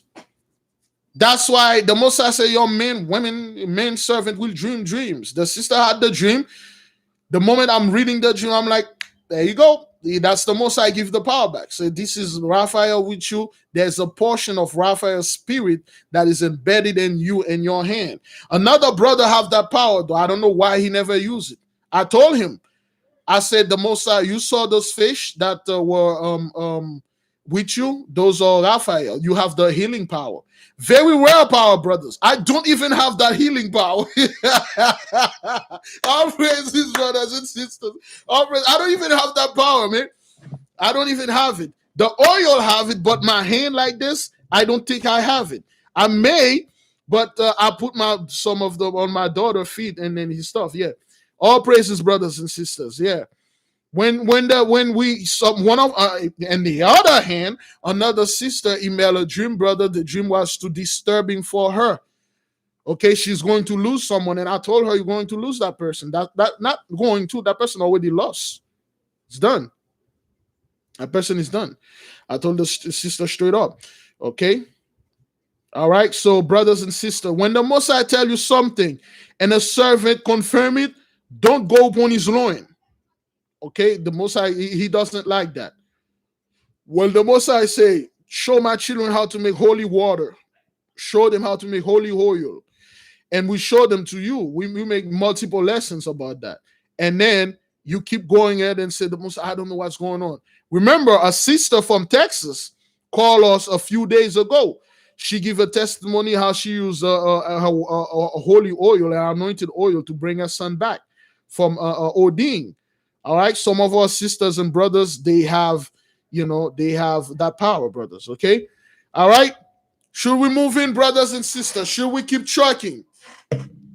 Should we keep moving in, brothers? We halfway through the story.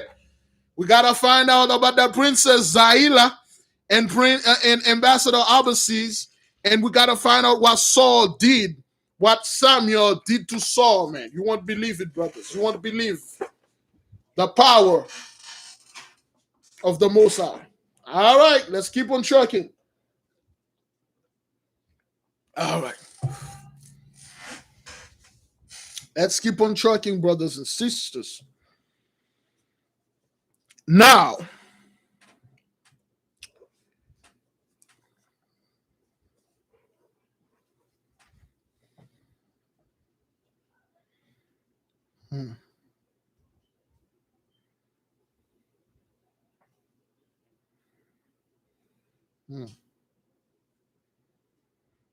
all right. Let me read this, brothers. Listen good. This go exactly with the testimony that the sister gave. When the Most High give your power, brothers and sisters, have no doubt. We will use the ley line. We will open portal. We will levitate stuff. We will fly. Layers are going to come out of your eyes. Believe it or not, you will. This is what happened. The prophet, being early, walking by the walls, met him here near the gate of the city, and received him with such warmth of affection and pride that David felt he had still a powerful friend and a friend of God. All right. And he was thereby strengthened in heart and spirit. Without reserving to tell Samuel all that Saul has done, his snare he had craftily laid for his destruction, and his frequent attempt in person to slay him, while he was unharmed playing before him upon the harp. So David met Saul, and then he explained to Saul. David met Samuel. Excuse me. He asked Samuel. He explained Samuel all the stuff that Saul wanted to do, how Saul wanted to kill him, and David. Samuel said, "David, come live with me. I'll take care of Samuel. I'll take care of Saul. Let Saul come to me now. You know, he want to mess. You want to duck in with the Most High? Come duck with the Most High." Now, when the venerable seer had heard his touching narrative, he embraced his young disciple, and assured him of his protection. Samuel then rose up, entered the gate of the city, and went with him on the old palace of Naioth, which is in Rama, the place in which the prophet dwelt, and where he oversees the school of the prophets.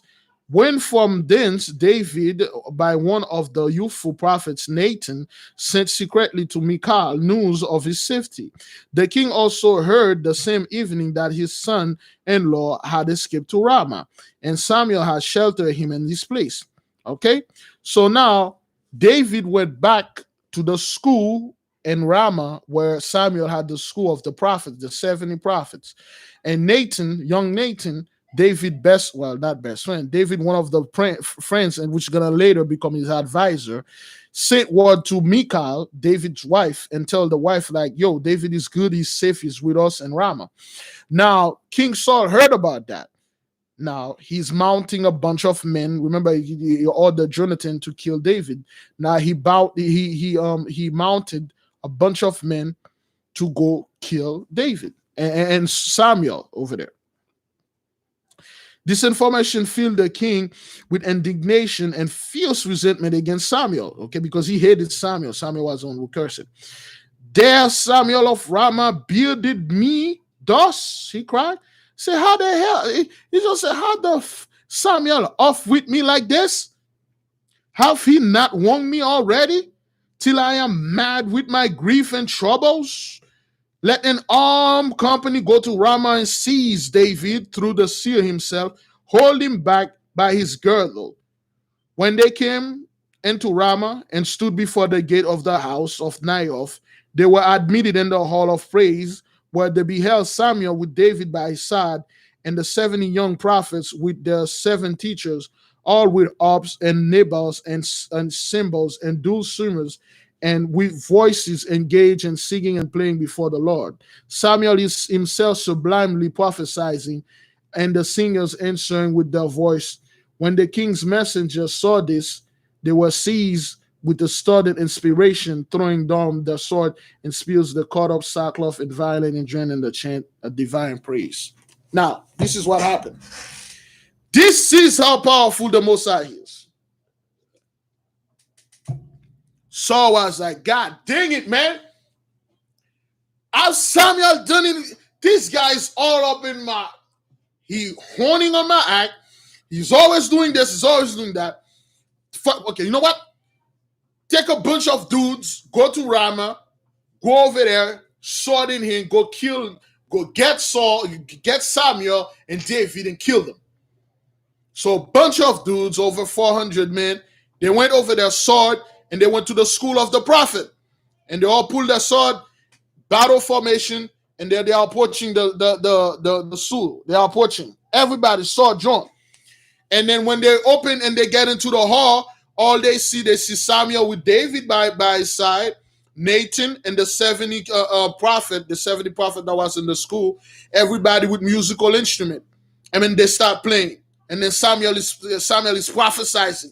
Samuel is prophesying and singing. And then the music overtake them, and unison, they all stand up, they throw their sword down, and then they run, they all grab musical instrument, and then they start playing too, and then they start dancing. They play their dance, Samuel make them play their dance, they party until they become exhausted, and all of them fell on the floor. This is the power of music, brothers. This is the power of the Most High music. I'm very familiar with this story, brothers. There is an old backwarded Levite back home. He has like a Congo. If you play this Congo, he can make you dance, he can make you laugh, he can make you run and sit down. He said this is a secret his forefathers know. They play music, those guys start dancing, they start dancing with each other. Samuel makes them dance, they dance until they get tired and they fail. And then they get up, they run back to Saul. And then when they get there, they say, Saul, you won't believe what happened. We went there, we were trying to kill David, and all of a sudden, I was dancing with my brother. I don't know what happened, so to get the hell out of my way. All right, so 400 wasn't enough. Okay. Then this man at length returned to king and said that the Spirit of God had come upon them. So they were saying this. So Saul sent a second one. This man, David, but on the contrary, they could not but drain him as him of God. Then the king Saul sent other messengers who were similarly affected and returned to him. So Saul was like, okay, what the hell? What's going on? He sent other messengers back to confirm. Those messengers went and they all start dancing. They all start dancing together and stuff. And then they got tired, they're exhausted. They fell down, and then they go ahead and they're back. And Saul said, okay, well, he said the worst of the worst. Murders, he sent Doeg the Edomite at the head of it. Brothers, he sent Doeg at the head of it. At third time, yesterday, he sent others led by Doeg, all fierce and cruel men. And when these came into the presence of the seer and of David, instead of arresting him, they commenced dancing to a sweet melody, which he had the time was playing upon the harp, striking their swords against the bucklers and making the all of praise ring with the fall of the iron shod feet. So David made those guys dancing, and then they were striking their sword against the shield, and they were making music, and they're like, "What the hell is going on? Why? Stop! David, stop!" And then they were dancing by themselves. Doeg was like break dancing, see walking there. They don't know what's going on. David in playing. They made them exhausted. That's the power of the Most High, brothers, through music. Those are real music or not, brothers. Did you know all people have the sheets? They have musical notes. They have them in the Vatican. They have them. All men, the certain Levite people down there in Haiti, they know how to do these things. Okay? That is how those so-called mermaids singing their voice, and then they can lure you back to the water and take you, and then never see you again. At his will, the young man psalmist moved them by his skill. Now they would move slowly as slowly measure. Now he would strike his harp with quick notes and counterpel them, unable to resist the power he mysteriously had over them, to fly along in dizzy circle around him, widely and violently agitated and foaming at the mouth and shouting as if demonically possessed. At length, when they were utterly exhausted, he released them from his spell by ceasing to play. When they reeled from the oar like men drunken with wine, and all made their way to Hebron to report to Saul. So all those fierce men, David took them. He made them dance, ding, ding, ding, ding, ding. And then those guys were like, he made them running around in circle. Those guys were running until foam is coming out of their mouth. He made them like humping things. He made them fight each other. He made them wall over. And then at one time, he saw they were about to die, and then he stopped. And then those guys, like, they woke up all like drunken men, and then, oh, let's get out of here. Let's get out of here. Then they run to Saul, and then they told Saul. Saul was like, man, you guys are freaking cowards. I should have known it. I myself, Saul, will go. I show this sex son of a gun. Bring me my armor. You put armor upon Saul, gauntlet, helmet, sword, mace, javelin, spears, armor bearer. Saul is coming. Saul is coming. The same day, brothers, Saul, report to Saul, how the help of David made them mad and compelled it. Okay. The same day, he left Hebron with 500 men. 500 mounted men of his bodyguard at his back, and hastened to Rama. He rode all night. At daybreak came to the wall of Seshu by the 12th oak, and there heard that Samuel and David had gone from Rama. But while he was trying to learn the truth of the report, there came the well of a water carrier, who said, "Lo, Samuel and David are still an hour off in Rama." Then the king rode swiftly to the city, which he entered in haste, lest David should escape him. Ere he drew near the house of Naioth, or ever Samuel beheld him, he dismounted, and all at once began to act like a man suddenly become demonic. So, he was going the one way. Some dude, again, brothers, again, there was a mysterious man that came in and tell Samuel, hey, David out in Samuel, they're over there in that city. And then Saul went to that city. Saul riding. And the moment Samuel saw him, Saul jump out of the horse, jumped like an animal. And then he fell down on 4 legs. And then he start acting demonic. He start rolling over. Music. Saul start dancing. Saul start breakdancing. Music, man. What? They're shouting Saul down. What? They start playing. Saul's dancing. Yeah. Saul's dancing, man. Brothers, he got so good. They shot Saul down. Yeah. Brothers, Saul start taking, he take his helmet off. He throw the helmet down. Then the guy start playing. Saul, he threw the sword. He threw the sword out. Brothers, yeah. He threw the sword. He start dancing. He took the armor out. He start dancing. His mouth is foaming like a demon. He start dancing. He took his shirt off. Saul took his pants off. He start dancing. Saul dancing. He's rolling over, rolling in the dirt. He putting dirt in his mouth, putting dirt in his hair. Saul is dancing. Saul's dancing. He took his priestly, kingly robe and threw it away. Saul started dancing. Brothers, Saul was naked. He was like an animal. Saul running over. He run like a crazy dude, like a beast. Saul run crazy like a beast, brother. They didn't stop music.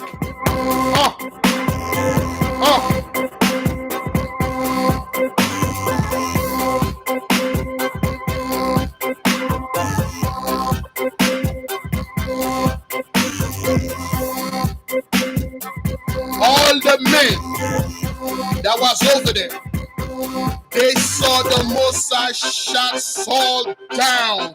All the men stand, brothers and sisters, they say, this is of the Lord. This man is crazy.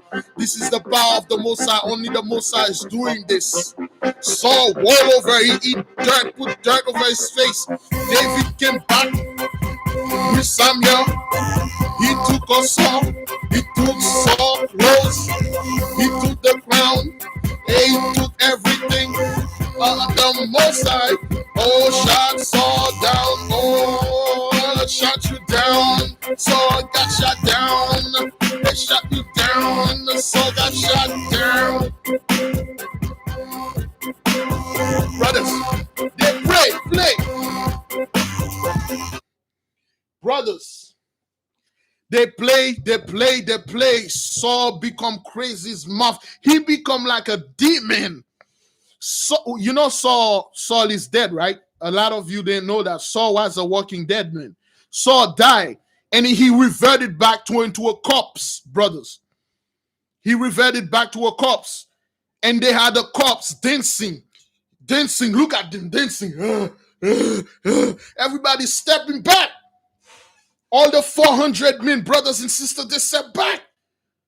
They saw how Saul turned into a dead man, a corpse. And Samuel ordered David to go out there, take Saul priestly, kingly robe. David took the robe, and then he brought it to Samuel. Samuel said, "Take this." Samuel looked at Saul and said, "Saul, don't you ever in your life come back here again." And Saul fell into a ravine. His body becomes stiff. And he was foaming like a dog. He was swung like an exorcism. And Samuel said, "Don't you ever come back here again. If you ever come back here again, you will deal with me again. I mean, I better shut my mouth. I better shut my mouth." So, Saul, naked, all dirty, and he like a corpse, and then he wake up like a zombie, and then he's walking. And then he mounting let me read it, brothers. Saul is on his return with his 500 horsemen, looking, say, those who have come faster than he, like a corpse, riding, his face rigid, his eyes stony, his mouth sealed like a sepulchre. All his men afraid of him. Saul was like he was like a zombie, his mouth, and he was riding slowly. He was going home. All the guys, all the 400 men stayed back. They're watching Saul. They're like,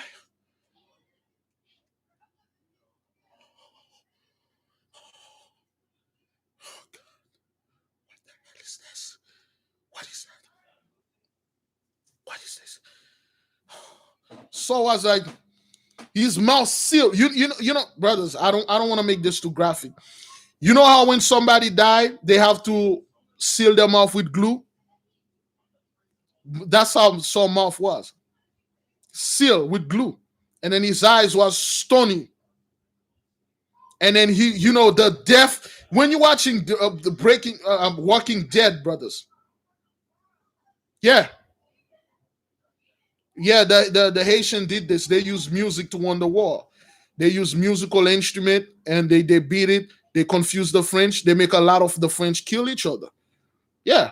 Those musical tone, our people know this. The Most High will release this.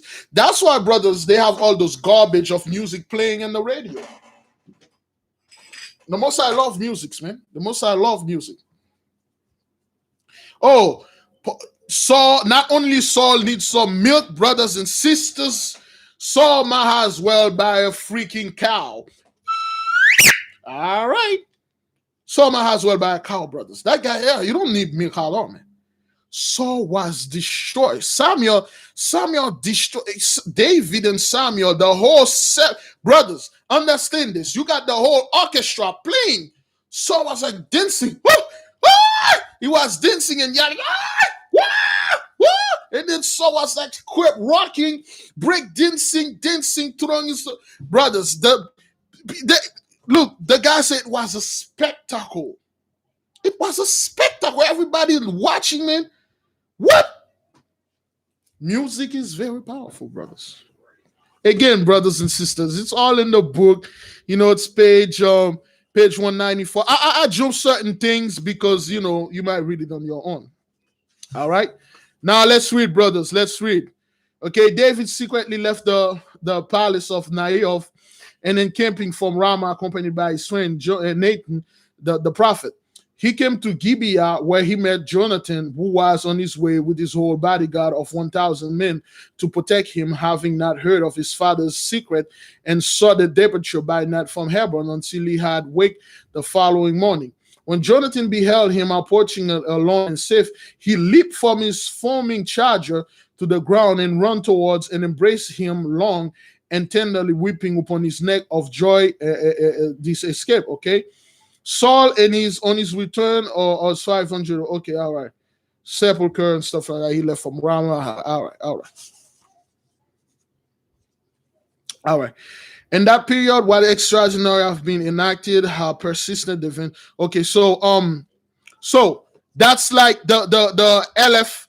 That was Aleph, the armor bearer, was writing to he wrote this to Abbasis while Abbasis was in Egypt. Abbasis is still in Egypt. Remember, he has to wait 3 days for the princess.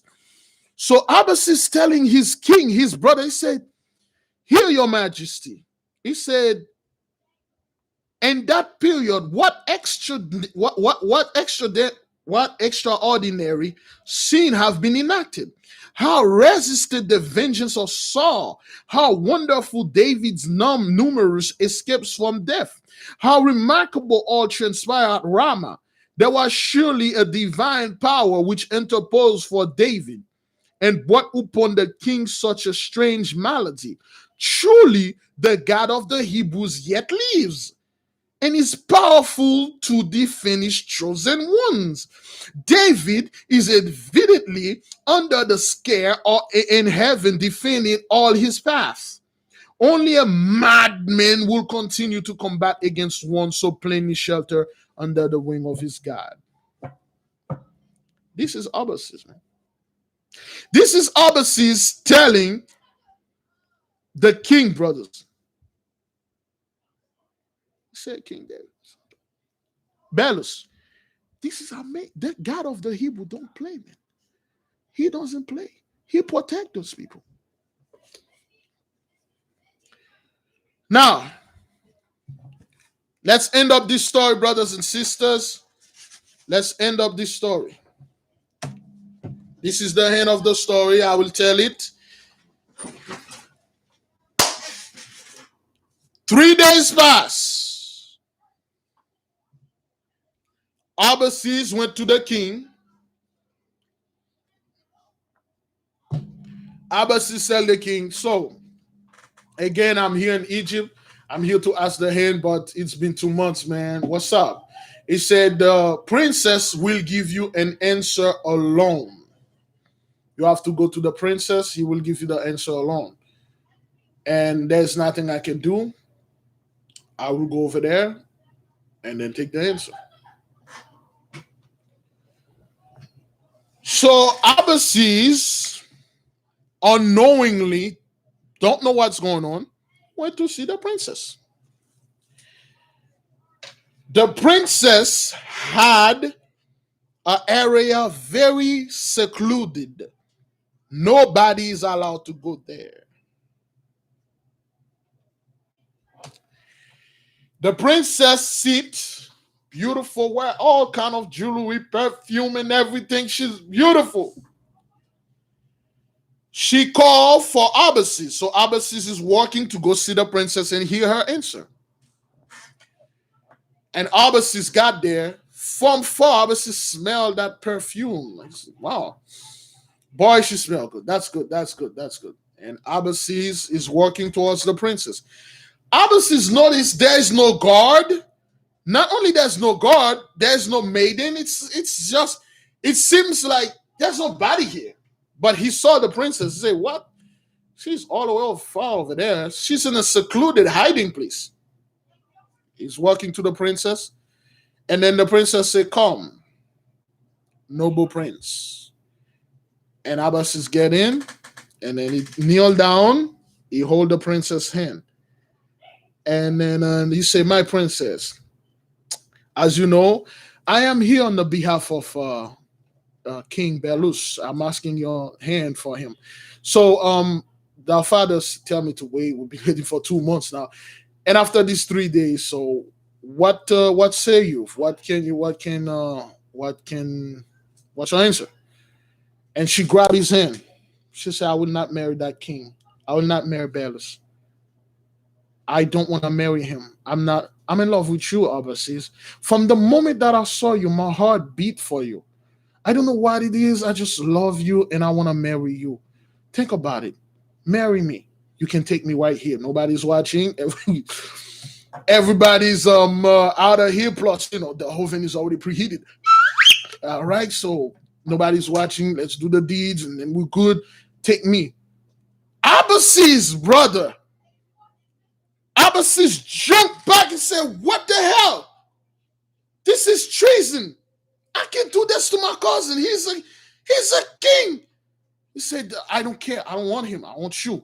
So will you marry me? He said, I can't do this. I can't believe. Why are you saying this? I can't believe this. He said, I love you and stuff like that. The moment I have feelings for you and all that.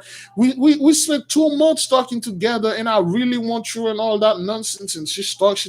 Again, brothers and sisters, the Egyptian women are pretty good at that. Remember what Joseph went through, that Egyptian women?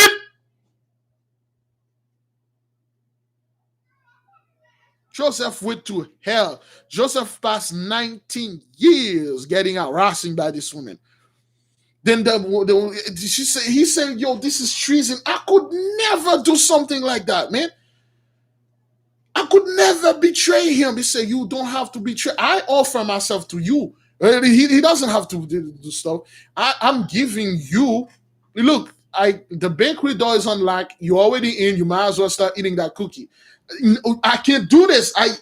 You know what? I don't want to talk about this again. And then the princess say, are you sure? Say no. Say the princess said, well, then get the hell out of my feast. And then he took everything and then he run. He could not wait. He said, how could this happen? He said, how is what is this? And then he went, and then his armor bearer came in. He called his armor bearer, and then he told his armor bearer, like, yo, you won't believe what happened. He said, what happened? He said, this woman, he told me, I don't know. She doesn't want to marry. I fell. She doesn't want to marry Belus. She doesn't? No, she said she want to marry me. What? She said, yes, she want to marry me and make me King Egypt. And then the armor bearer said, well, look at it. It's not like you, I mean, she offered herself to you, man. I mean, you could be king of Egypt. Say, no, man, I can do this, man. Belus is my dog. He's my cousin, man. I would have never do something like this, man. He said, you know what? F this, man. Take everything, sell it, sell the horses, sell the camels, sell this, sell that.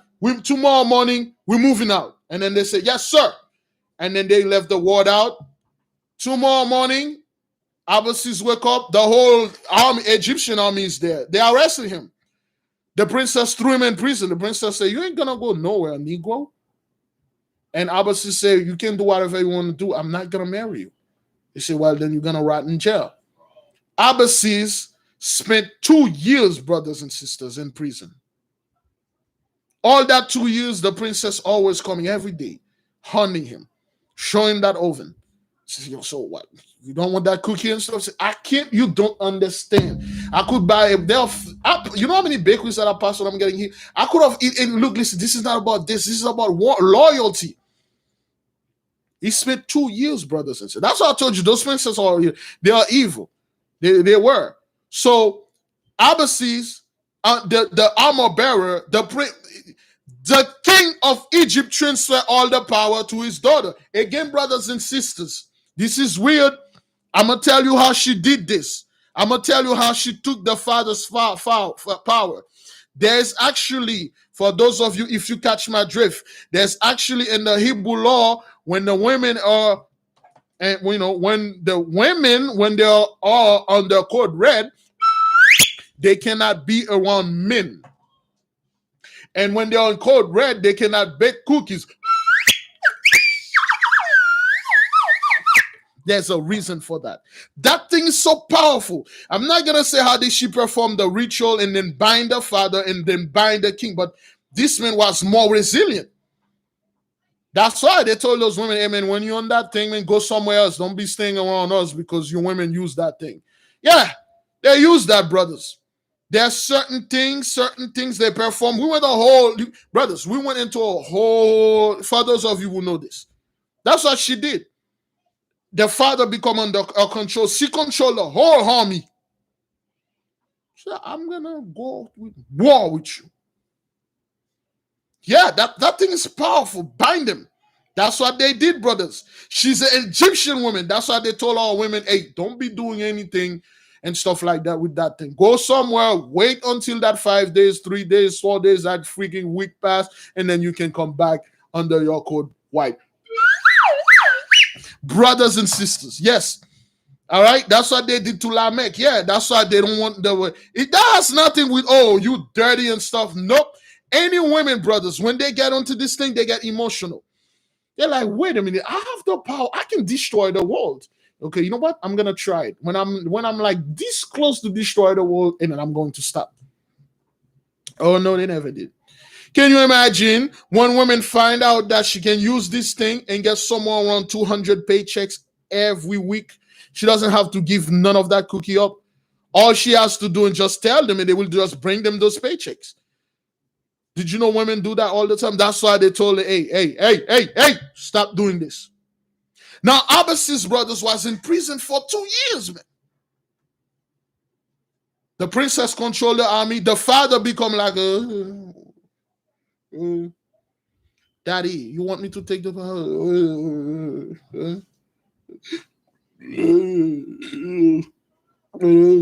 he doesn't know anything. She controlled all the power, brothers. Now, the father, I'm not going to give her credit for that. Now, the father, brothers, the father did not want to harm the 400 men that was with the 800 men that was with stuff. He gave them a place, a barrison close to the Nile River. So what those guys did, they sold everything and they plead to release. They plead with the princess. They plead. She didn't want to release him. So they sent word to King Belus in Assyria. They tell King Belus that here the princess arrested Belus. She says she doesn't want to marry you. She want to marry him. He defined her. He denied her. He didn't want her. So he arrested her. And Belus was like, what? He's my cousin. He's a loyal man. Get my army. He's going to war with Egypt. Brothers, a war about to start because of that goddamn cookie, man. I told people, man, that thing has so much power in it. That is why the elder women over there in Haiti, they conceal that knowledge because these women know what they can do with this thing. You see, talking about nuclear war. And Belus took his army. They're like, yo, let's go get Abbasis. Let's go to Egypt. Now, when they left Assyria, there's a dude in Babylonia which heard that. He proclaimed himself king and he took over while Belus left. And while Belus was in the middle of the desert, okay, somebody came in and said, Belus, this guy, Beleris, went over there. A swagger jack your power. He's king of Babylon. So Babylon was under Assyria. So Belus said, no, what? Everybody turn back. He turned back. He turned back to Babylon. He spent 2 years in a war over there. He killed all this Babylonian and restored power. The war fought, brothers. This war fought not even because of that cookie business and stuff like that she was trying to start with. This war started because of what she did. The men had to come back and go fight those Babylon because they were under their occupation. And then while he was ready to go back to Egypt again to free his friend and cousin 2 years in prison, he received a letter. The letter come from Abbasis, not from Egypt. The letter come from Judea. Abbasis somehow got to with the Hebrew. He free. That's the end of the story. That's the end of this letter. Okay, all praises to the Most High, brothers and sisters. The power of that thing, man.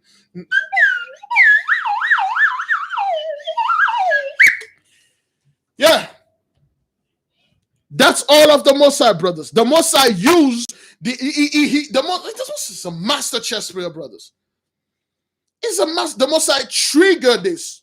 So the king, Belus, will leave Assyria with his men going to war in Egypt. And he triggered that dude in Babylon, say, well, since there's no king here, I'm king. I took over.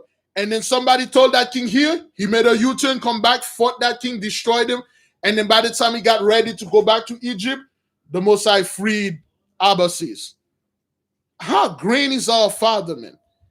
How great. See, you women are very important, man. Like I say, watch this movie, brothers. Watch this movie. Beautiful movie.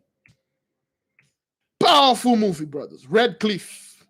It's like a Chinese movie. It's a Swagger Jackass story. Yes, brothers and sisters. Yes, there are power in music and a hell of a lot more power in that cookie, brother. Unlimited power. That's why, yeah. Yeah, no, you don't have to be confused, brothers. It's a very confused. Everybody, people are confused. Anybody need clarity? Please tell me if anybody need clarity, brothers. Anybody confused? I think I make the story all confused. Did anybody get confused? Anybody understand what's going on here? I hope I didn't make this too graphic. Let me know if everybody. Okay, nobody got confused at all. All right, you see the lesson, brothers? Everything that happened, brothers, they happened for a reason.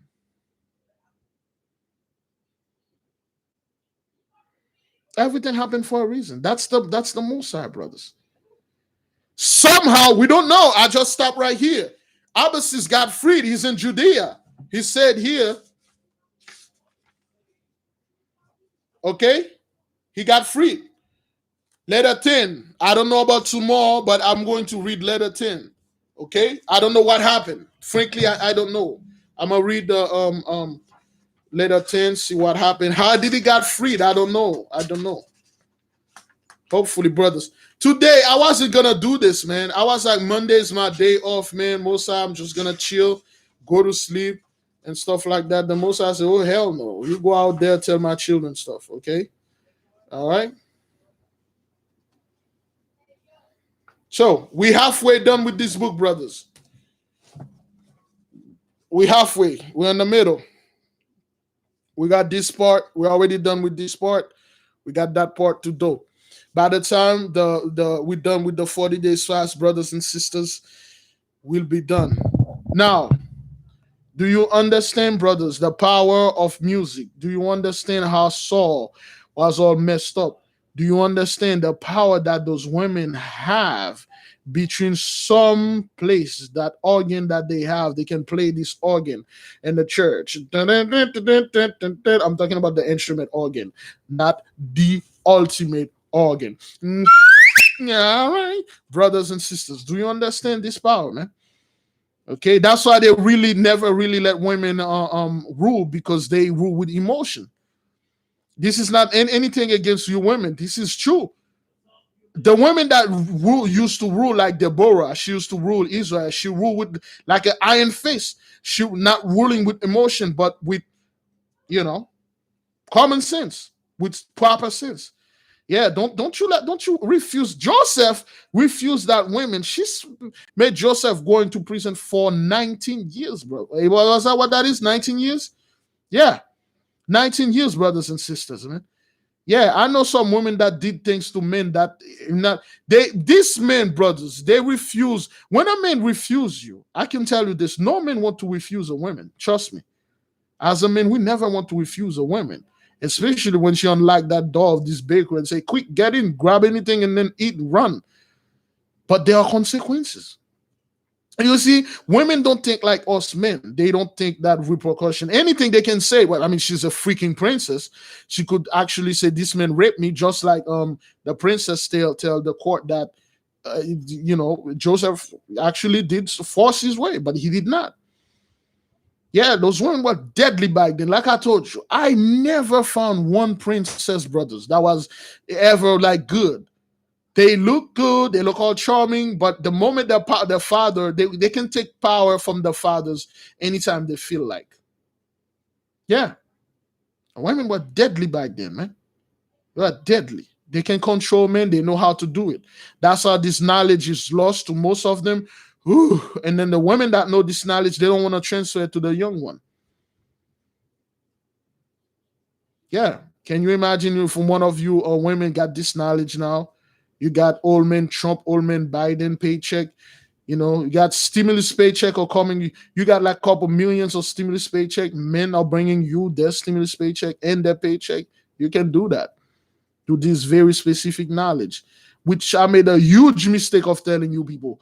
When I said, I'm like, oh, okay, hopefully they don't caught up to it. But there's one sister keep asking me in the comment, but she's like, hey, you can tell us, Big Levi. We ain't gonna do anything about it. Just tell us, tell us. Like, oh hell no. Yeah, horrible things, man. Women can do horrible things with that thing. It's not the most I put it there, brothers. Yeah, so the most I put it there, it's not like something you can control. It never end up well, brothers. When the women do this, it never end up well for them. Yeah, it never end up well. Horrible things, brothers. And you understand that the most I can control people through music. It happen all the time. All right, brothers and sisters, everybody good? Everybody enjoy themselves. I don't want people fight, brothers. I don't want people fight in the comment board. It's story, brothers. It's things that happen. We put a little color in it, make it beautiful, and then we tell the story. The most I like that, right? The most I like when our people are here together, so we hear, we talk. That's how it's supposed to be. Sharing knowledge, okay, people sharing. Now we confirm, well, not confirm. Now we can call those guy Merlin. Merlin was that guy who came in, I wanted to call it Negogen, but stuff like that. You know, All right, brothers and sisters. Good. By the power of the Most High vested in me, I'm leaving all of, well, you can take it anytime you feel like. I'm leaving all of you in peace, brothers and sisters. Be at peace, all right? I'll see you folks tomorrow at 12 for the prayers. 23 days down. Let's go for 24 day, brothers and sisters. 23 days down. We got 17 more days. Is that what that is? 17 more days? Yeah, 17 more days to go, brothers and sisters. 1, 2, 3. All praises to the Most High YAHAWAH, the Heavenly Father, brothers. Have a great, safe night. Be at peace. The covenant has been restored. Hallelujah. I'm going to leave you with the song. I'm just going to go ahead and a couple of things. I'm going to leave you folks, with shutting down. Oh, I'm going to leave you with the shutting downs. The Most High shut Saul down, brothers and sisters. Be at peace. There'll be no Jacob's trouble. Enjoy the company of the Lord.